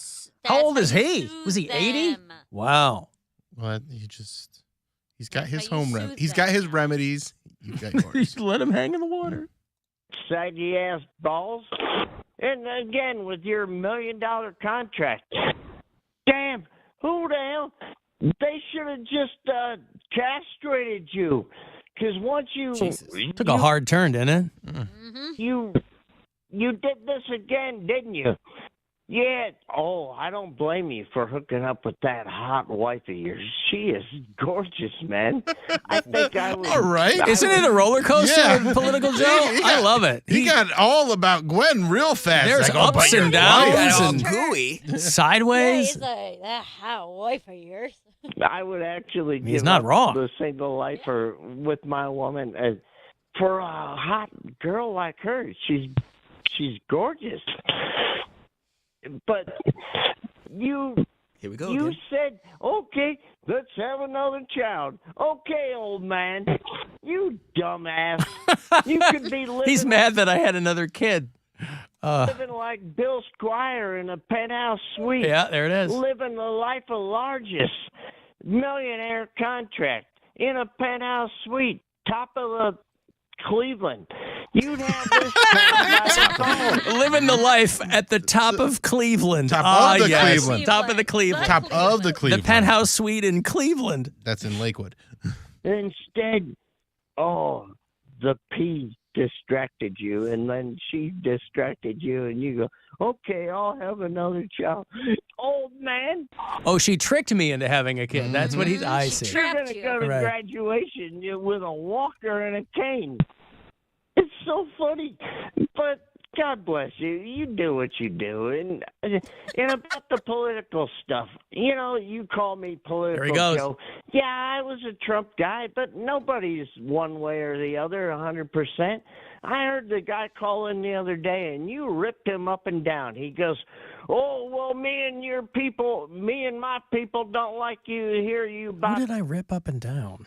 I haven't ripped that anybody guy in a called long in time. And was like, everyone's tired of you and nobody wants to listen to you anymore. I know. Oh, he was a 20 dummy. People. Yeah, I think that's what he's about referring talking to. about political. I go, oh, shut up, guy. That guy sounded like a total idiot, and you know that we're not all the same. Oh, this is so good. I love You're it. not all the same liberal, and I'm not all the same right winger or Republican. We can meet in the middle sometimes, at least. Maybe Now he's trying can to we? compromise. I'm telling you, Good for him. your wordsmith stuff. When you were talking the other day about wordsmith, I'd love that you teach me new words that.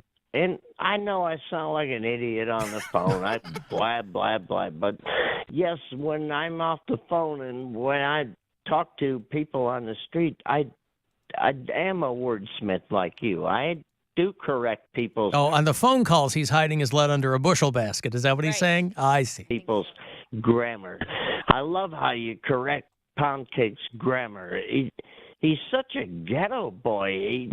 He Ghetto boy. He's such a ghetto boy. needs a mentor like you. I'm telling you, I know this about Poundcake. You're grooming that dude for something better. I don't think that means what he thinks it means in modern parlance. No, he's absolutely correct. You're grooming me. Yeah. And you will. I gave up trying to groom Poundcake. Will. You will help that guy No, I won't. for a long time in his next career. When you're old, dead, retired, or decrepit, just like When I'm old, dead, or retired. I am. Or decrepit. I'm just a few years older than you. But we're going to be That long. can't possibly be true. He's got to be like 70 years old. I bet he's 54. 54. That's a hard 54. Don, dong, dong, dong, John, don, dong. Gone. Yeah. And this is the new generation. You're grooming Poundcake. And it's so nice. You make fun. Thank you, Alan. You give me such inspiration. And driving, and I just listen to you every day, and you make me laugh. And keep up the good work, Al. Well, there's Political Joe. All 5 minutes of it. It was a roller coaster. I loved it. I love that. Yeah. Really, all over the place. He comes full sincere. circle. He does what he does. He's fine. Letting his balls hang in the toilet water, I guess. That's all the soothing you need. Yeah, that's his recommendation. All right, let me break here. You want to text for something? 35192, AlanCoxShow.com to watch and listen wherever on the iHeartRadio app. The Alan Cox Show. On 100.7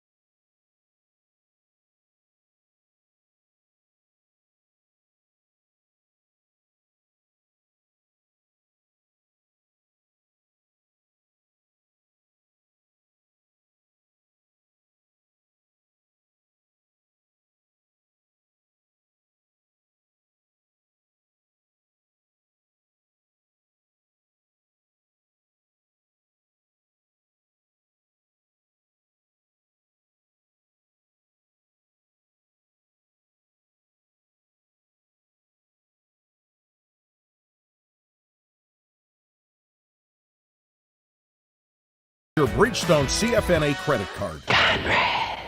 The Buzzard. The home of the Buzzard. This is 100.7 WMMS. Cleveland. Play the snare drum. Let's play double time for the hi-hat. 1, 2, 3, 4. Play a little faster. Double bass. This is rock and roll. Call the Alan Cox Show. 216-578-1007 or 1-800-348-1007.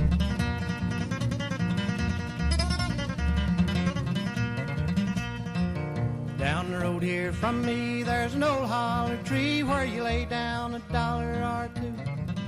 Go on around the bend, come back again. There's a jug full of that good old Mountain Dew. Oh, they call it that good old Mountain Dew. And them that refuse it are few. I'll hush up my mug if you fill up my jug with that good old Mountain Dew. I'll shut up my mug if you fill up my jug with that good old Mountain Dew. Of course, back then, Mountain Dew was just moonshine. I had a Mountain Dew earlier today, though. The first one I'd had in a while. I'm still waiting for it to kick in. I'm wondering if the effects will still be what they once were. Because I've weaned myself quite substantially. I feel like the effect should be stronger. Yeah. If you haven't had it in a while. I think it's going to take a long time before it kicks my ass that way. I was reading a thing about how Mountain Dew is banned. It's illegal in Austria and Norway. You can't even get it there. Whoa. Because of the yellow dye. They're not screwing around. They're like the yellow dye that they use is linked to headaches and hyperactivity, which ironically is how they market it in the United States. Like those are the pluses on this side. They're like, woohoo, it was, when the Stanley Brothers were singing about it in the 50s and 60s, it was originally a whiskey mixer way back in the day. People don't really mix it with whiskey anymore. That's a shame. I will, in a pinch. Once in a while. But I don't care for it as a mixer all that much. You like it pure. I like it pure. You want it uncut. Untainted. Right to the veins. Yeah.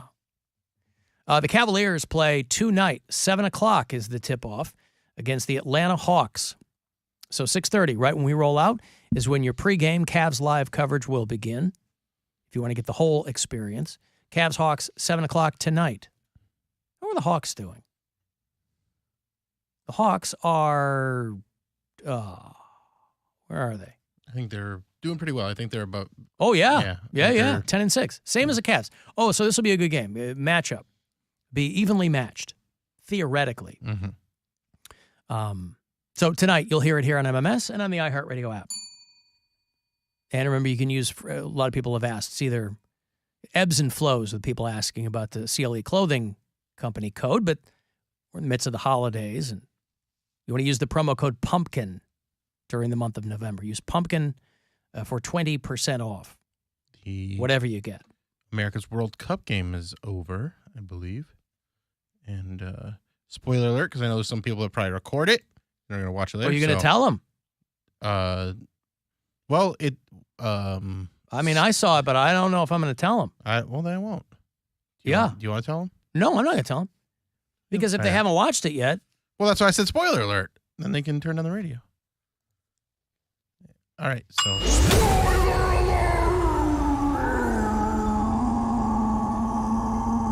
I don't ever want people turning down the radio because they might not turn it back up. They turn it down and they're like, this is great, actually. Yes. Mm-hmm. Oh, my God. They hear their thoughts. Peace and quiet. They hear their thoughts and they go, no. All right, here it is. 1-1. It is a tie. Yeah. That's the final. People love this World Cup, man. Oh, yeah. Yep. It's a tie. It was the United States against the Wales. Mm-hmm. They played Wales. And again, this is the first time that the World Cup has been submerged for any length of time. And so very exciting for them. Well, it's not those kind of whales. I'm sorry? It's not those kinds of whales. I think it is. We'll agree to W-A-L-E-S. Agree to disagree. That's not how you spell whales, Bill. I know you're not a paperwork guy, but come on. Agree to disagree. So No, 1-1 is we're your just gonna disagree. 1-1 is your final there. Well, you know the Welsh; those are my people, possibly. And congratulations to them and to anyone else. There was a reporter who got robbed on camera at the World Cup, and then somebody else. A couple of reporters are talking. They're like, "Why are we here?" There's like so much controversy swirling around the World Cup there in Qatar that they're like, "Why are we even here doing this?" Because those are the moves you got to make. When you've tethered yourself to the world of sports reporting, you got to go where the action is. Hey, Bill. Hey, Al. What's up? Hate the show. Thank you. I have some hot-breaking sports news. Oh, yeah? What's that? Unfortunately, it has to do with soccer. And unfortunately, it's timely because of the World Cup. Yeah. So Cleveland just got a professional soccer team today. Yeah, we talked about that top of the show, Bill. Yeah, work gets in the way sometimes. I listen to you. I understand. It's just you gotta if you're gonna promote breaking news, boy, howdy, you better make sure it's gotta be. Well, you gotta nail it. It's gotta be a bullseye, not a bullseye. I'm sorry. It's kind of like Browns games. You know they're gonna lose, so same kind of thing. You could break that a couple hours later, but I am the guy that called it sports and soccer don't belong in the same sentence from a few weeks ago. Yeah, okay. Well, you've been proven wrong, Bill. Proven wrong. Well, in my world, that's the most devastating news you could ever hear is professional soccer. Must be nice. Well, yeah, here's the best part. You don't have to go to the games. Good point. Yeah. But I'm full of them. It just hurts. It hurts seeing even soccer on the sports page. So I probably should hang up because everyone's going to call in because it's World Cup time. So it's okay, Bill. It sounds like there's a bomb ready to go off, and I'll let you attend to that. Thank you, Bill. Someone calling me from a submarine. Hello, Rocky. It's the whales. Hey. Rocky and Oberlin. What's going on, Rocky? How are you? What's going on? No, I just had a first-time caller, actually. Congratulations. I just Thank had a quick story about what you guys were talking about last week, right before concerts. Yep. I'm sorry to bring back old stories. I don't know what you guys were talking about last week. But that's our stock and trade. I had to share this, man. It's funny. But the first concert I've ever went to was a 216 concert. It was at Mr. Peabody's here in Cleveland. And it was the first time I had ever seen a pair of boobs in my life. What is 216? It's a little off band from Mushroomhead. Okay. It's got a couple of their group players in there, and they just do their own thing on the side. It's called 216. Okay. It's a heavy metal band. But it was pretty cool, though. The woman was holding like giant flashcards with the lyrics of the songs on it. And as the song was going by, she would drop the flashcard. And lo and behold, she was naked behind it. It was the first time I've ever seen a pair of tits in my life. Huh. I just had to share that story with you. All right. guys. Thank you, Rocky. I appreciate that. There's Rocky, who is... Now, again, all boobs aren't created equal. But I guess when you're a young man, it doesn't matter. It's always nice to see them in real life. Whatever you're seeing, if she has to pour them back into her bra, that's a whole other kettle of fish. But It's always nice when they dump them out, though. As a young man, he was very, very happy. Love a good dump out. You love a good dump out of a bra, do you? Yeah. Honey, just pour those out into whatever container I can find in the kitchen, and we'll get them back in due time. For little bitty ones, either way, it's all a dump out. I'm not saying there's a specific kind. I just like the term dump out for a flash. So I was reading that they cut the ticket sales off for the Browns-Bills game. They moved it to Ford Field because of the massive, massive snow that they got in Buffalo. And I was surprised there were that many people who would want to see that game in Detroit. They sold 56,000 tickets. Wow. in less than 24 hours. I mean, I guess for Browns fans, Detroit is more central, and I know that there's Bills Mafia all over the place, but that's pretty wild. They put the tickets on sale Friday, and they sold 56,000 tickets. Take that, Taylor Swift. Right. Now, if you're a Browns fan, of course, you're still living in the same universe you were living in before. Somebody tweeted over at cleveland.com, Browns are still undefeated when it comes to tailgates, which, you know, the important part. But I guess if that's what you've got, that's what you should accentuate the positives. There are so few. And if tailgating is what you got, then I guess tailgating is what you got. What should we do with the negatives? I don't know. What's the rest of that? Accentuate the positives. Hide them under a bushel basket. There you go. Isn't that what you're always saying? Yes. Don't hide that light under a bushel basket. Keeps me biblical with people. Browns are now 0-5, by the way, this season when scoring on their opening drive. I can't tell you, and the Browns are only my B team, but I can't tell you how many times I've checked in on the game too early. And it goes, Browns 7-0. And I go, all right, here we go. Bills are a good team, boy. The Browns are very good at scoring early, and then it all falls apart. Eliminate the negative. Eliminate the negative. Well, that's next to impossible. But accentuating the positive, that's always within reach. And don't mess with Mr. In Between. Yeah. So they've worked out all of the pros and cons, and they've run the stats, and they've checked out what they think is the most likely matchup for Super Bowl 57. And it's going to be Kansas City and Philly. I don't think anyone's shocked at that. It's going to be Eagles and Chiefs for Super Bowl 57. Where's the Super Bowl this time? Arizona? Florida? Arizona, yeah. Arizona. Phoenix. All right. Well, there you go. I like the story of the NFL linebacker who retired after selling a rare Pokemon card. It's a guy who was for the love of the game. And then he goes, I'm out. This is a guy named Blake Martinez. He's a linebacker for the Raiders. Young guy. He's had 7 seasons in the league. And he has made enough money selling Pokemon cards that he doesn't need his NFL money anymore.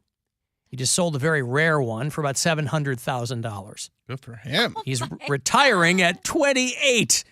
He was drafted by the Packers, joined the Giants. He's been around the block.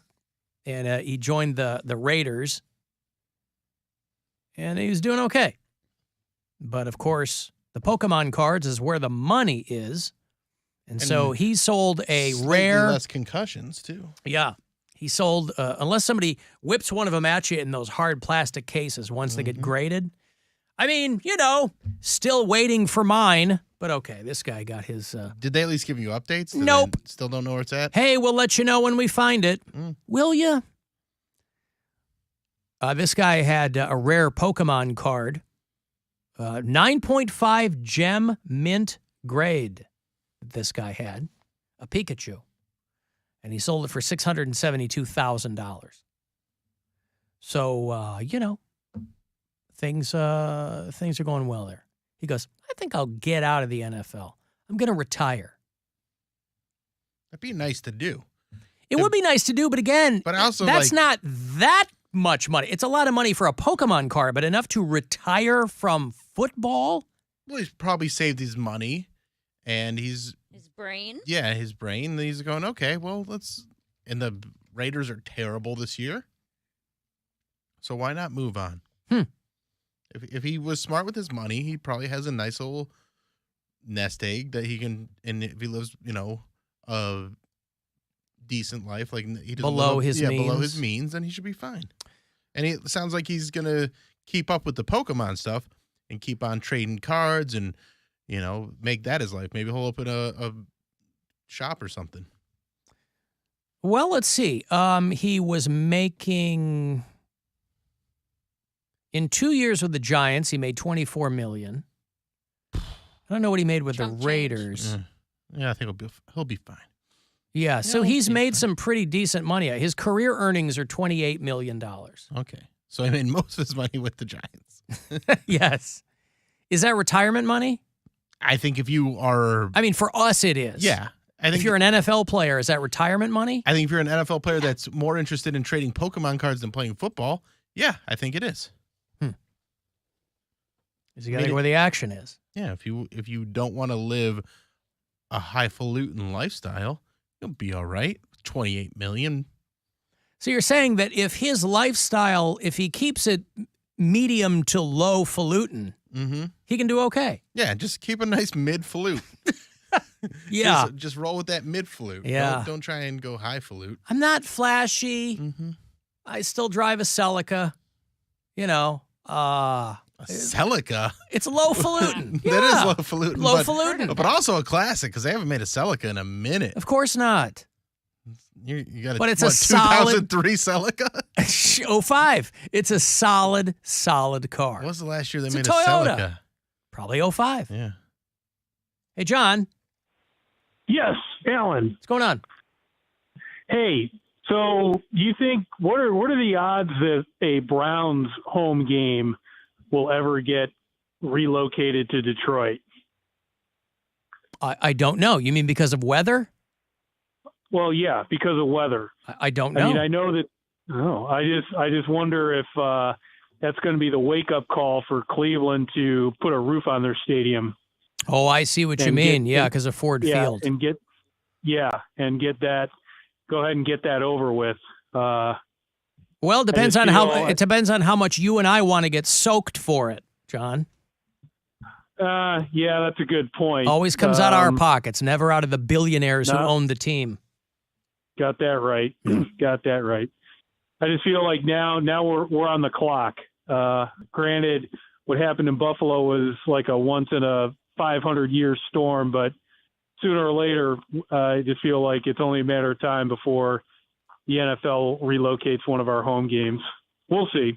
All right, man. Have a good thank night. you, John. We will see.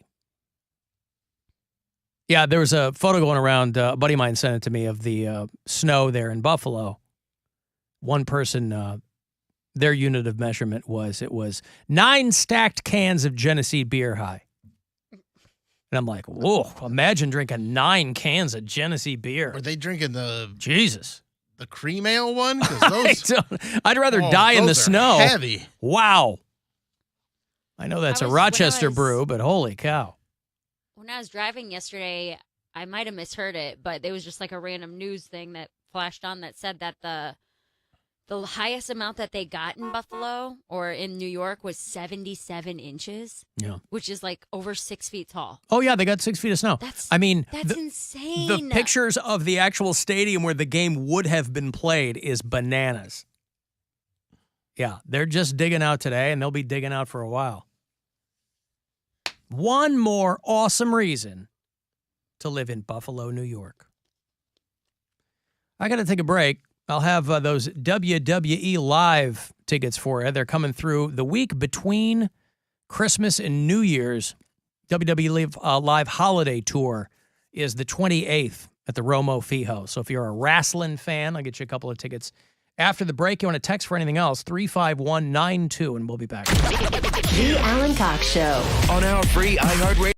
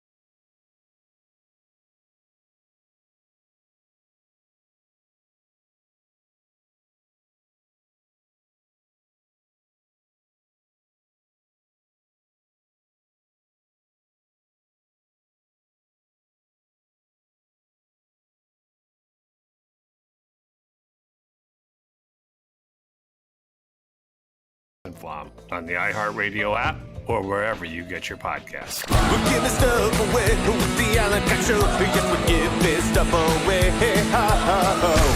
I want to go to WWE Live, the holiday show that they're bringing through.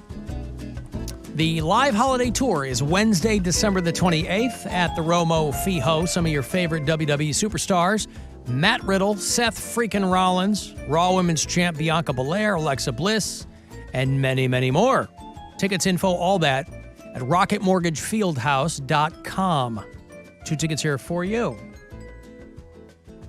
For caller 10, good luck. 216-578-1007 or 800-348-1007. Another ringing endorsement You're an idiot, your show sucks, and you've proven that many times. for the Alan Cox Show. You're so stupid. On 100.7 WMMS.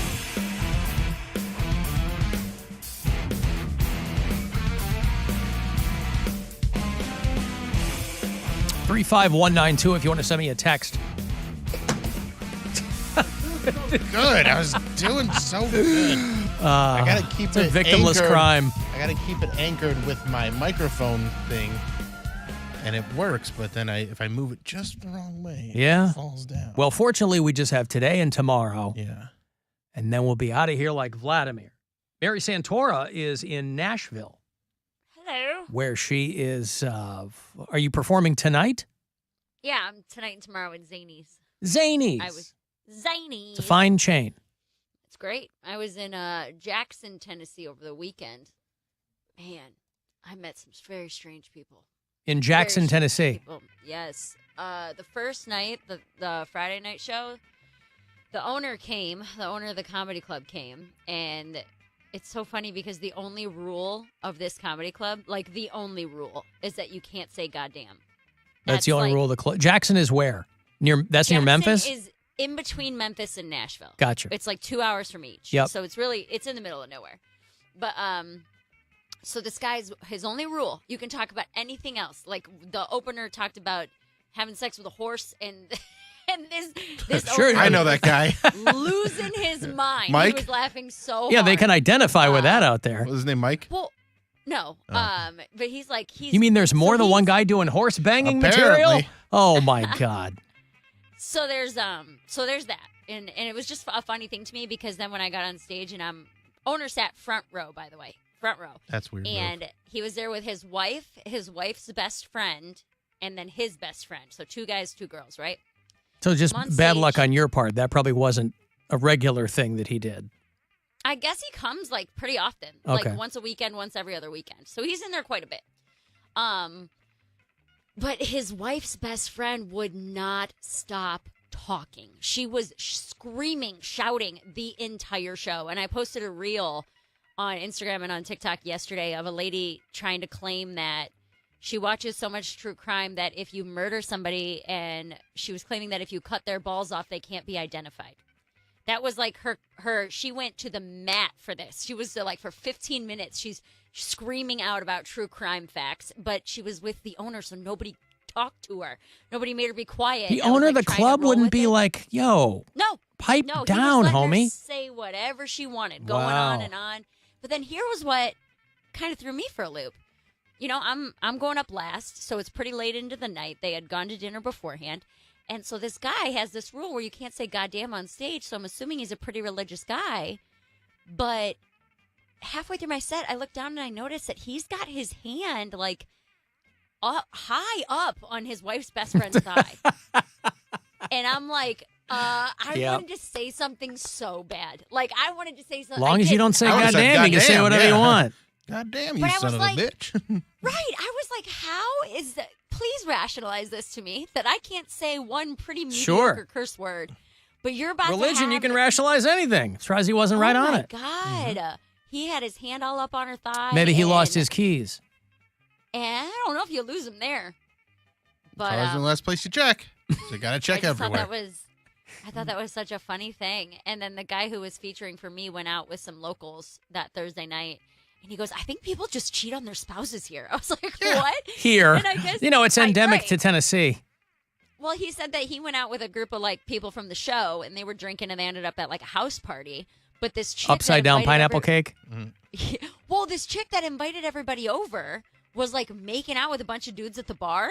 And then when they got back to her house, her like husband was asleep in the bed. And she's like, yeah, he just don't wake him up. He'll be fine. And she's like sitting on dudes' laps at her house. Like, is she hot? She's just like a fine. like a townie. She's hot Like wifing. yeah, they're all townies. Yeah.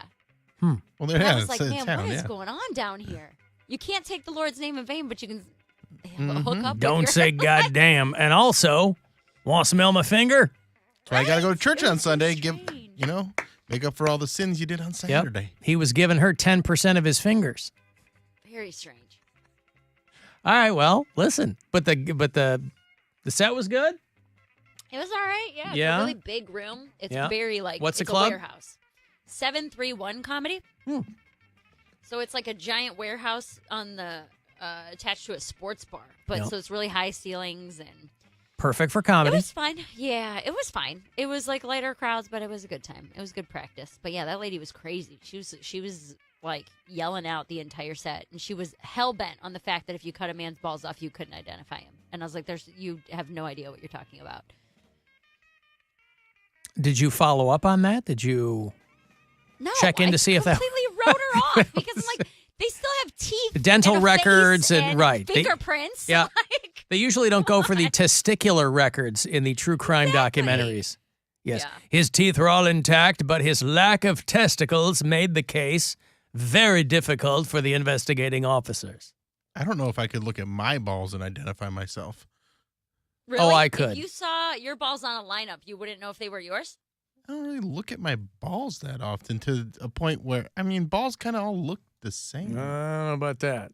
And they're all like, I mean, that's a weird angle. Labia don't all look the same. We know it's not that. they all look the same. It's that they all, I don't know, my balls can also take on many different shapes. Where sometimes they're up, right up. Sometimes when it's warmer, they're hanging down lower. Yeah. So there's, it depends on what state they're in. What if they're in Tennessee? Then I could get them. Yeah, that's right. Cut them right off. That's a political Joe wanted from me.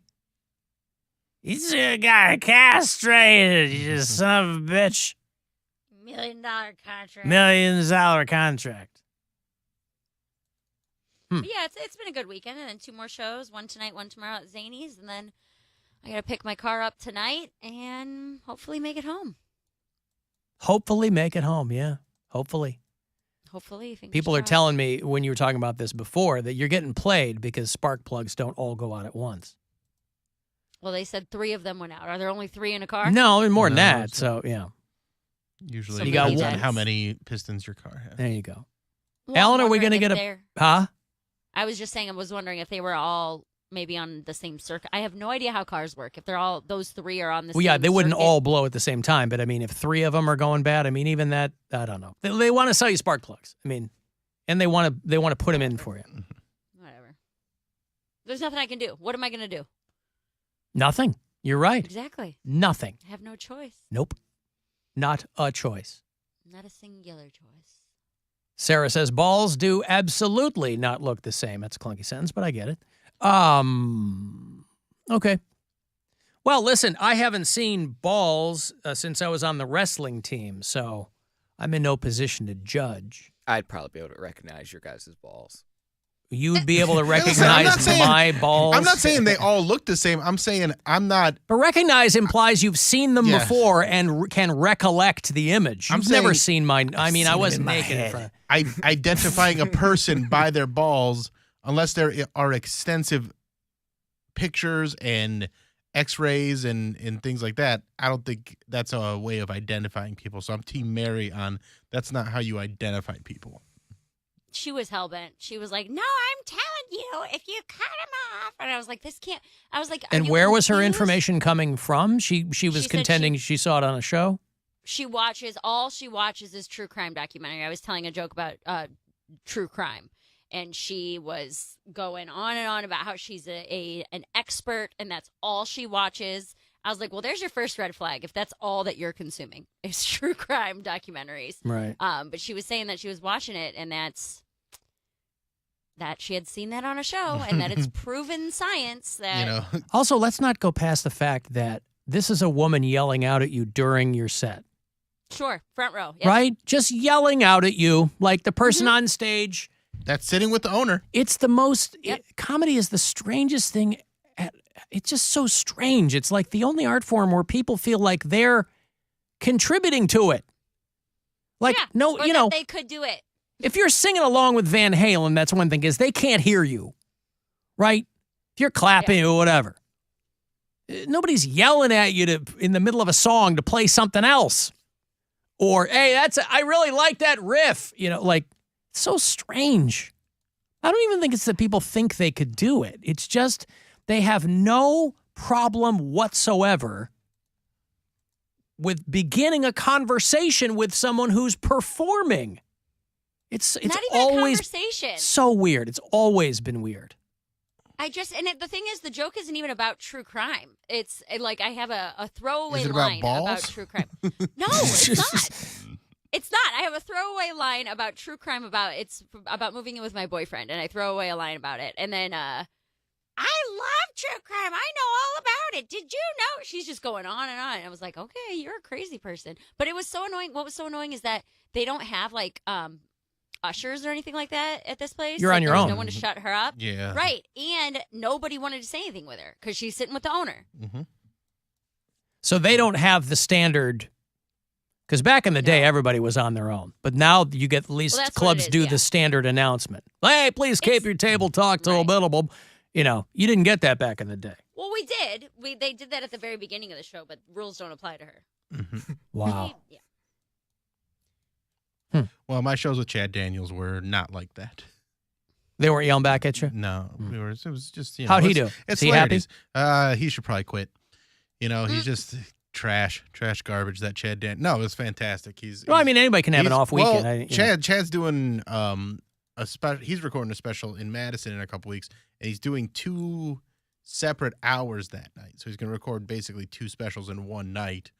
And I was watching the sets and giving him notes, and not that many notes were needed because it was really good stuff. He's like, I don't know if these are ready. I'm like, dude, you have 2 hours of material that both kill. You're gonna be fine, but he's in his head about it a little bit. But he definitely he's awesome. a pro, but he definitely painted himself into a corner with that too. Yeah, he did. But they're very funny, and so I'm excited to see how that all comes out. But we went and got pho the other day, and it was his first time ever having it. So because he lives in Fergus Falls, Minnesota. No pho joints in Fergus Falls, Minnesota. So he was very impressed by it. He's like, "This is amazing." I'm like, "Yeah, it's oh my god, it's broth. Who could have come up with this?" Right, but he liked it. Well, we got the banh mi, noodles and meat. Mm-hmm. Oh my god, this pho is just what a taste explosion. Just another lover of pho. Yeah. Likes the pho. Well, it is Vietnam's national dish. It's so good. Yeah. Imagine hanging your hat on that. It's a good thing to hang your hat on. I don't get why you're so anti-pho. Because it's meat and broth. I'm not anti, but it's very good. It's delicious. I'm not anti the dish. I'm anti everybody creaming their jeans over it. But there's people like it's like some him. Revolutionary culinary, right? He's but that's never because he lives in Fergus Falls, Minnesota. But I hadn't had it in a while, so I bet it was completely different. It was so good. It's just good every time. And I hadn't. Yeah, it's been probably 8 months or maybe a year since I had it. Yeah, loved it. No, it is good. Mm-hmm. It's meat and noodles and herbs. It's all great. Right. It's all great. But it's the simplicity that makes it so good. Yeah. It's the simpleness of the, he called it meat tea. Meat tea. That's a perfect assessment. Meat tea. Alan, you just got a vasectomy. You have no more balls. That's right. They cut them right off. If Gab Cruz had if she had performed my vasectomy, it would be easy to identify me because I would look like a Ken doll. Ballless. Cody said he could recognize your balls. Cody, is there anyone who maybe is a regular part of the show that would recognize yours, do you think? A regular part of the show that would recognize mine? No. How would we recognize anybody's Cody's testicles? I don't think any of us could recognize any No. One of our stumps. Check your text out. Sorry. I said I see. something in my throat. I see. Sorry, I'm not checking my texts during the show. That's why I send an email. Yeah. Oh, that's smart. No, I don't think I don't that. have my email on my phone. I don't know that he could do that. Well, he has his email open. It is true. Yeah. Or you text the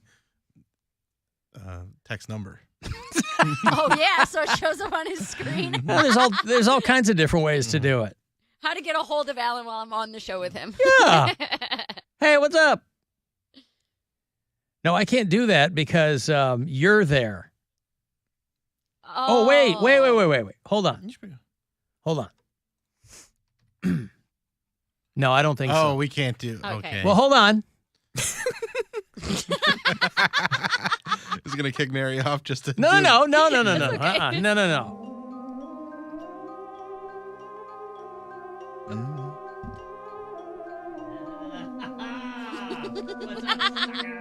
Oh. Are you able to recognize my testicles?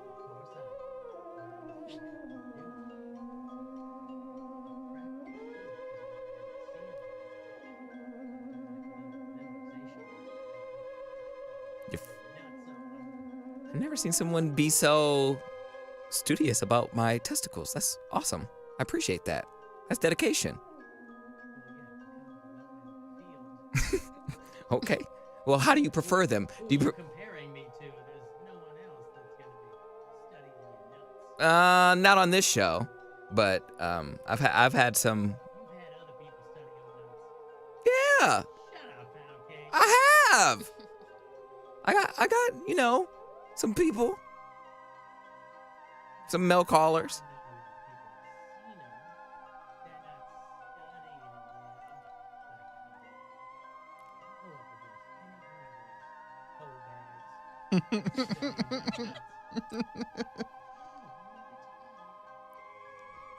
They put them on their eyes like cucumbers.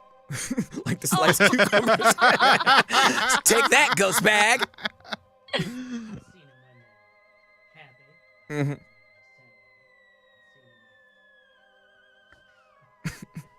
Yes.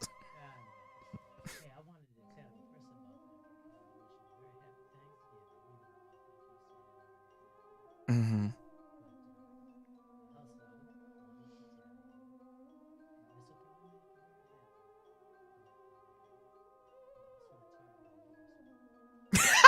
That's what you get. Okay, why?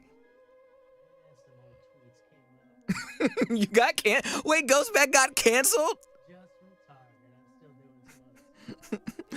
What did you say that got you canceled? Target's a very progressive company. You shouldn't play with that endorsement. You're supposed to do a wipe.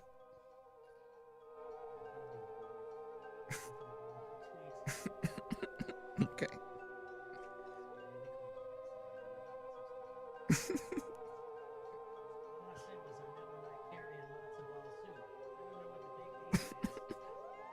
I don't know. There was probably some Karen there that had it out for you, and they wanted to give you the ghost boot.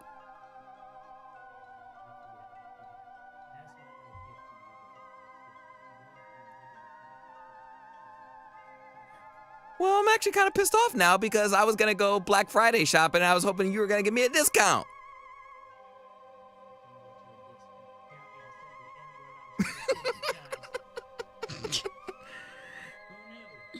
Oh yeah, well that will happen.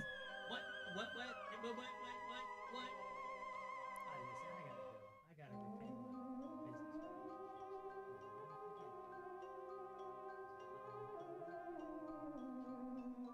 Okay.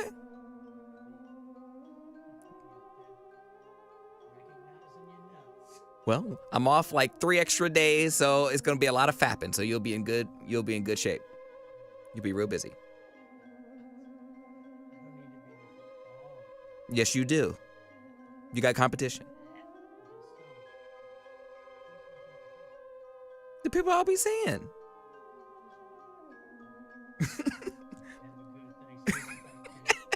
Will do.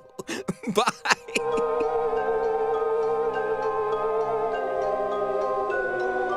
That was stupid.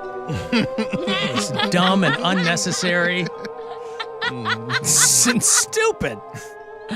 Oh, no. But that's what gets you millions of dollars. I know. How you get that Oh. $2 bank account? I wasn't even going to do the Thanksgiving bit until tomorrow. Oh. All right. Yeah, I got to take a break here. You want to text for anything? 35192 to get me there. AlanCoxShow.com for anybody who wants to watch. And you can listen wherever on the iHeartRadio app. The Alan Cox Show on 100.7 WMMS.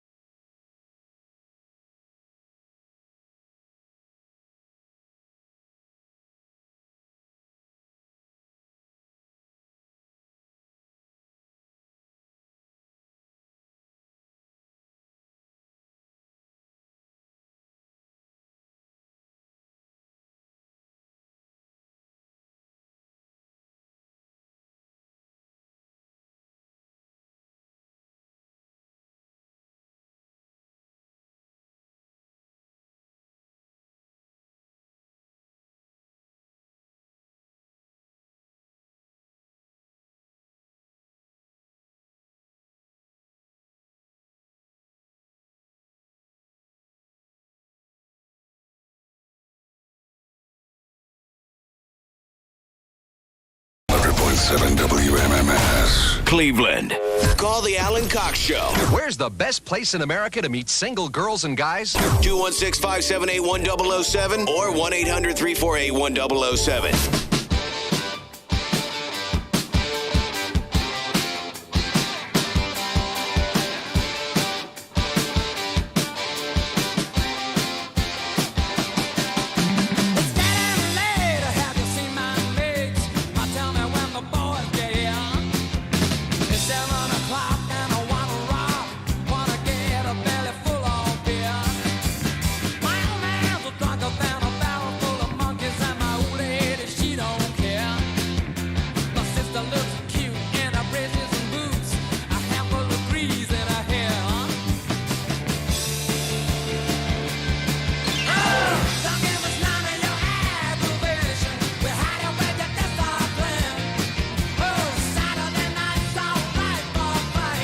You know, Elton John could not have been more clear in his music.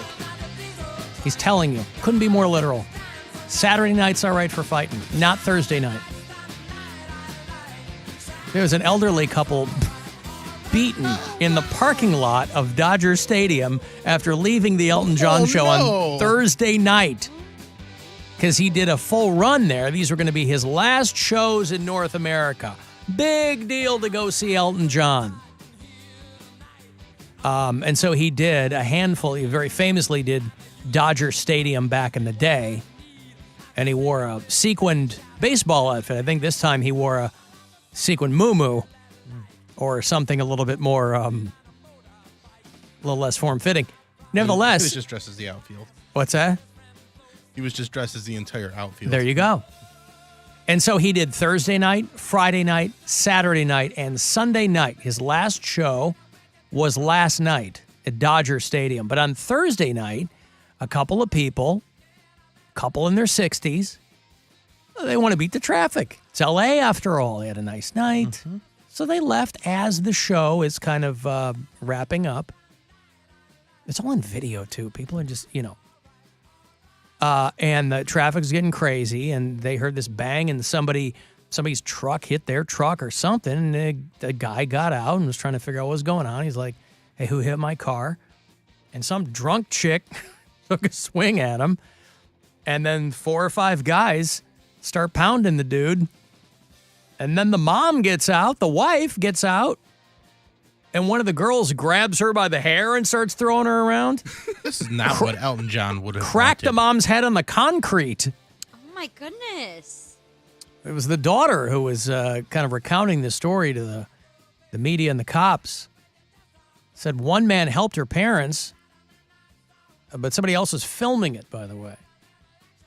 Somebody was giving me a hard time on Facebook for filming those 2 dudes outside our studio window, saying that that's what's wrong with people, is that we're filming instead of intervening. I'm like, yeah, I'm not looking to get stabbed at work. Mm-hmm. First of all, I'm inside. I'm not standing right next to them filming. And it was happening right outside my window. Of course, I'm going to film it. I'm not going to run out there. Hey, break it up, guys. 7-foot dude carrying a case of Labatt Blue at 10 in the morning. Hey, break it up, guys. But these poor people there at Dodger Stadium who get stomped in the parking lot at an Elton John show, for Christ's sake. Some people just cannot handle their high. No matter where they go, they get drunk and all bets are off. At the Elton John show, you're supposed to... He closed his last show last night saying, hey, be good to each other, blah, blah, blah. But then, of course, his manager comes out and goes, oh, he'll do more shows. He loves touring. So you got these people that spent like $4,000 to see Elton John going, I'm sorry, what? What did he say? Yeah, it's in his blood. He'll play some more shows. He'll get tired of sitting home. Yeah, he will. That's why the farewell tours are, this thing started in 2018 and pandemic stopped a lot of it, whatever. But yeah, he'll go back out, of course. Or he'll do something. That's how they kind of, that's how they hedge their bets now, too. Ozzy did it. Elton John, everybody does it. This is the last time I'm going to tour a world tour. Ooh. Oh, I'll go out and do some dates. This is my last world tour. It's like, well, you think if you were going to do one last world tour, you would go to all these little places you'd never been before. Like Elton John in Malta. You think you'd go places. Nah, they do the same places. Tokyo, L.A., Chicago. Hey, Mike. Hey, Alan, hate the show. Mike is our caller, lives out there on the west coast of Ohio. Number one most low-fluting listener. Yeah, it really is. I got enough of my highfalutin listeners. Thank you, Mike. I appreciate you keeping it low to mid. Yeah, I was calling in. I know it kind of went over everybody's head on Friday, but this FTX implosion thing is really big story that's coming. There's a breaking development over the weekend, but if you didn't know, it's a Madoff plus Enron, but way, way bigger story developing. But really the breaking news is the Tumblr account that was discovered. It's not widely reported yet. Like a few of the crypto papers and like Gawker are reporting on it. But the Alameda CEO, that Caroline Ellison, had a crazy Tumblr account where she was like speaking of imperial Chinese harem, polymorphous or whatever, polygamy, whatever you want to call it. Polyamorous? Relationships. Yeah, polyamorous relationships. Including deep into race genetics and race science. That girl's a real looker, too. Yeah. Oh, yeah. Oh, yes. Oh, yes. She's really big into the caste system of India, apparently. Yeah. Rich people usually are. It gets weirder and weirder, like power and sex dynamics that exist, and how everybody should have a ranking of all the different people they sleep with, and they should sleep with them regularly, and there should be like cutthroat competitions to see who can get above. How a good guy is somebody who wants to Oh boy, Mike, thank you. I must move on. I have no idea what's happening there, but gotta play you off, pal. Thank you. Yeah, I couldn't care less about what's happening in the crypto space. I do like, though, that the guy that they brought in to fix this FTX situation, insofar as it can be fixed, is the guy who used to run Enron. You mentioned Enron. The guy that they brought in after Enron melted down. But for people who are paying attention to those things, listen, it sucks to lose money. It really, really does. I was reading about one of the people who lost all their money in FTX because they took a job where they were being paid in crypto. So, there's a dummy born every minute. But, you're still making your own decisions. You're a grown-ass man. And some of them make money, and then they, cash out, and they put some more in, and they lose a little bit, and whatever. Bill still got his. What? Set it and forget it. My crypto? Mm-hmm. Yeah, I got a little bit. Mm-hmm. Very, very small amount. Yeah. Nothing crazy. Yeah. He wasn't with FTX. No. I can't handle having real money. Now I'm going to have fake money and invest that. Well, it's not that it's fake money. It's fake It's money. just that it's completely unregulated and Yeah, so I don't trust people. If you can cash it out for real money, it's real money. Like, but I'm better off going to like a Chuck E. Cheese and getting their little tokens and getting the prize. It takes a lot of tokens and a lot of tickets to get those prizes. It does. You need like 55,000 tickets to get an Xbox. I forget. It's no longer tokens. It's tickets. But I used to love those little the Chuck E. Cheese tokens. They were like little coins. They look like little pennies. Or am I imagining that? Did they ever? No, there used to be tokens. Yeah. Tokens they're still tokens. Tokens are what you use. Well, no, they actually switched your cards. But tokens were what you use to play the games. Oh, okay. They would give you tickets once you won. Mm-hmm. Now, but now it's on a card. Like a little card with a little coil bracelet on it, and you like just tap it on every game, and it deducts it like a debit card, and then the tickets automatically upload onto your card after. Yeah. I don't Not like nearly this. as fun. I was gonna say not nearly as fun. I had a jar full of Chuck E. Cheese tokens. And what did you do with them? You just kept them in the jar? Whenever I kept them to when I was gonna go again, because Mom, she's like, "I'm not buying you no more." She was like, "This is what you get. You better keep them." And I was the type of person. I was like, "I just want to play the games. I'm not looking for because all those prizes." I was a very practical child. That was one of the only times I was ever practical.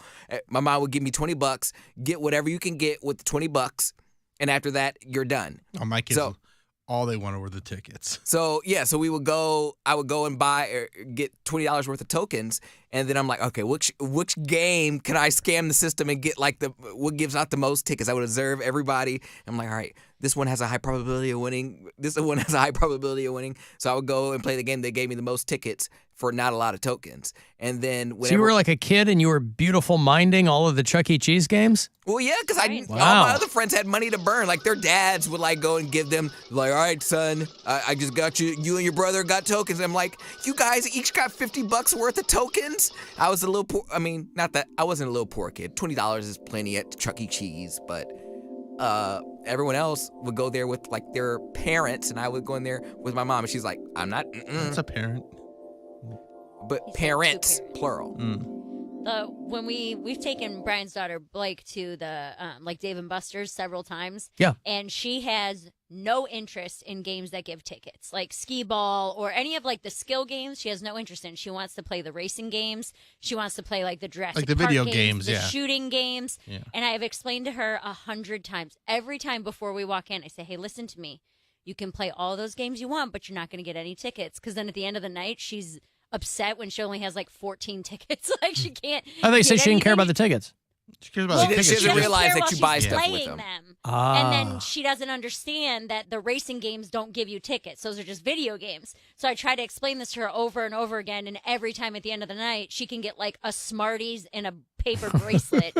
And she's upset about it. I'm Chinese like, then you finger can't play- cuffs. Right. And Brian's like, she's never going to get it. I was like, I'm trying so hard to explain. And it like goes over her head every time. Like, why aren't the fun games Well, but giving also, me any tickets? I think over time they have begun to phase out the regular arcade games too. And phase in predominantly the ticket games because they want people. Really? Last time we were there, dude, there's like a ton of like car racing, jet ski racing, shoot 'em up, but like point of view player games with guns and stuff, and like the 3D big box ones you sit in, because those ones cost like 15 tokens a play. I see. So they cost a lot more to play. God, we haven't been to Whereas Chuck E. skee-ball's Cheese like since two. pre-pandemic. Yeah. But she's always upset because she wants like the biggest stuffed animal that's 100,000 tickets. I'm like, babe, you got 300 to work with here. Is it true though? And I didn't know if it was. I never looked into it. But is it true that you can just buy prizes with cash? Yes. You can do But that. it's like $75. Yeah, it's just as expensive. You could walk up. Yeah, and buy a they still $50 overcharge you stuffy. for it. You're Yeah. paying market price. Right, yeah. These are Paying fresh caught stuffies. $45 for a stuffed animal. Right. Huh. Yeah, well, there you go. My dad was a gambler, so when he took us What?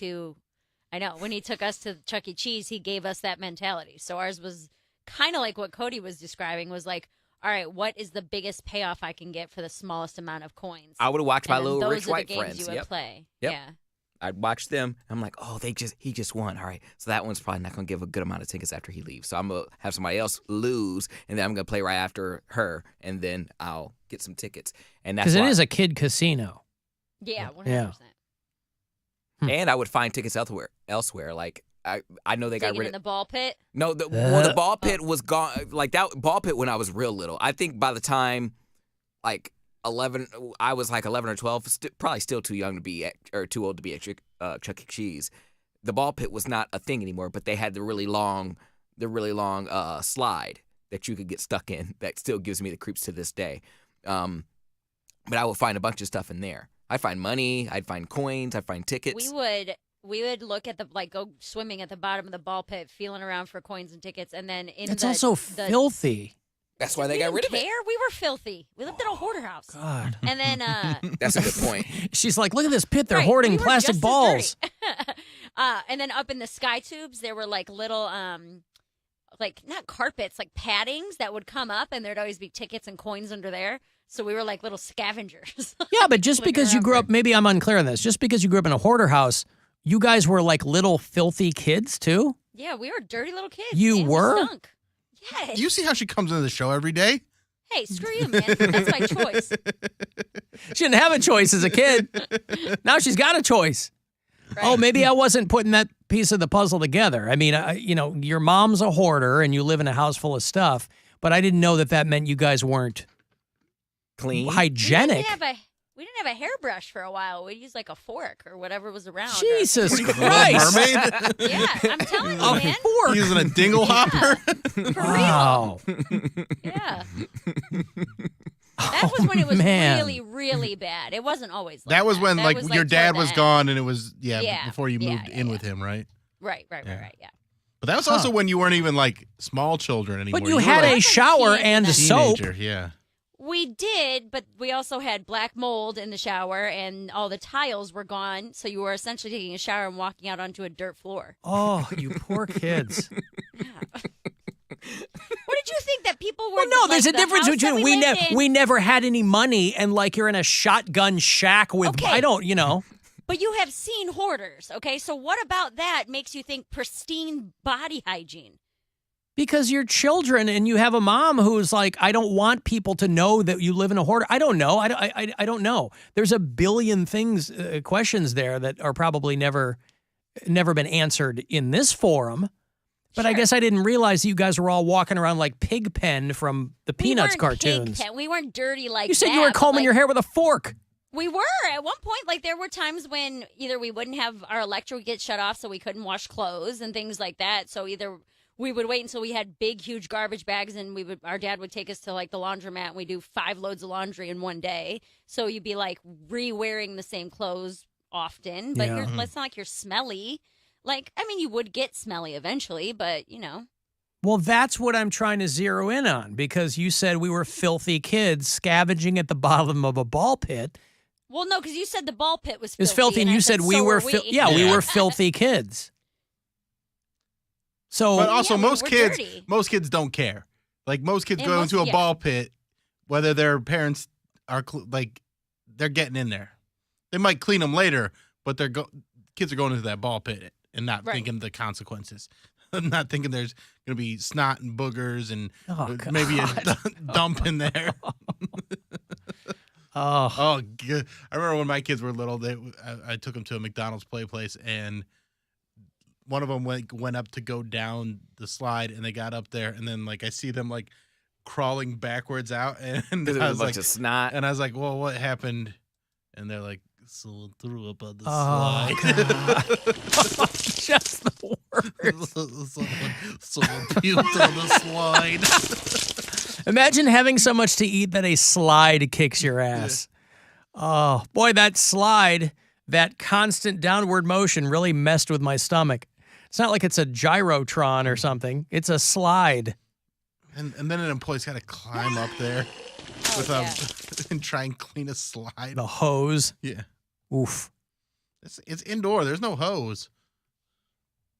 Well, back in the day, there weren't indoor play places. Right. They had them outside, and you were obviously just there in the summertime. Yeah. So if they puked, you hosed it off outside. Mm-hmm. You crazy kids in your indoor play place. Different. When I was a kid, they didn't have a name. They weren't called anything. There was a slide, there was a Hamburglar seesaw, and that was it. And rocks underneath. And I don't think... Listen to you. It's true. I don't think we got... Back in my day, we played with rocks, and we were damn lucky to have them. Well, no, we weren't playing with the rocks. I was saying there was no foam underneath to Those fall were on. the lucky kids that got to play with the rocks. We just got to watch them play with the We rocks. had to look at the rocks. If you fell onto gravel, like pea gravel is my point. Yeah. But I It don't was think all we made got... out of sharp edges. I don't know that we got to play. Yeah, because the slide, now it's like hard plastic, molded plastic. Back then it was like the silver, silver red hot in the metal, summer slide. Yeah.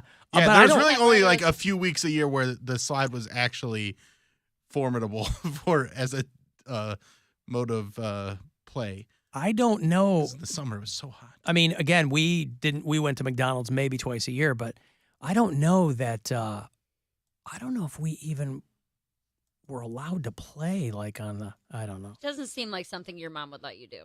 Right. But Based again, on she, everything I know about true, but she also, my parents understood they had kids who wanted to do kid stuff, but. The evolution of the playground, like what they put down under the playground is pretty wild because it went from pea gravel like you were talking about, and then it was wood chips. Yeah. Which was not much better, if not worse. It's the worst idea. You hit the ground and come up with splinters. Right, yeah, splinters and scrapes, and then it'd be like a thin layer, so you just get dirt right into the wounds.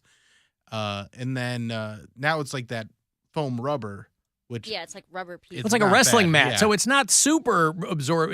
But it's good enough. It's great. Works. It's fine. Yeah, it's much when better. People complain about, they're like, we didn't have. I'm like, are you trying to make the point that you want children to break bones at the playground? You want your kids hurt more? Yeah, this is the hill you're going to die on.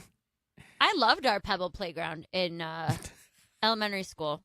That was like the best because that one had like the really, really small, really smooth, tiny little pebbles. I mean, I loved that one. See, they couldn't. I don't even think they had that for us because kids would throw it at each other. Oh yeah, all the time. And then We had it all the way through. I mean, that was like late '90s, early 2000s. Well, we've all come a long way, haven't we? Yeah. We've all come a long way. Mm-hmm. I've got to take a break. We'll have Mary back from Nashville again tomorrow, and then we'll be gone for the holiday. If you want to get the last word in, shoot me a text, 35192, and we'll be back. It's the Alan Cox Show. Everywhere on our free iHeartRadio app. Or whatever.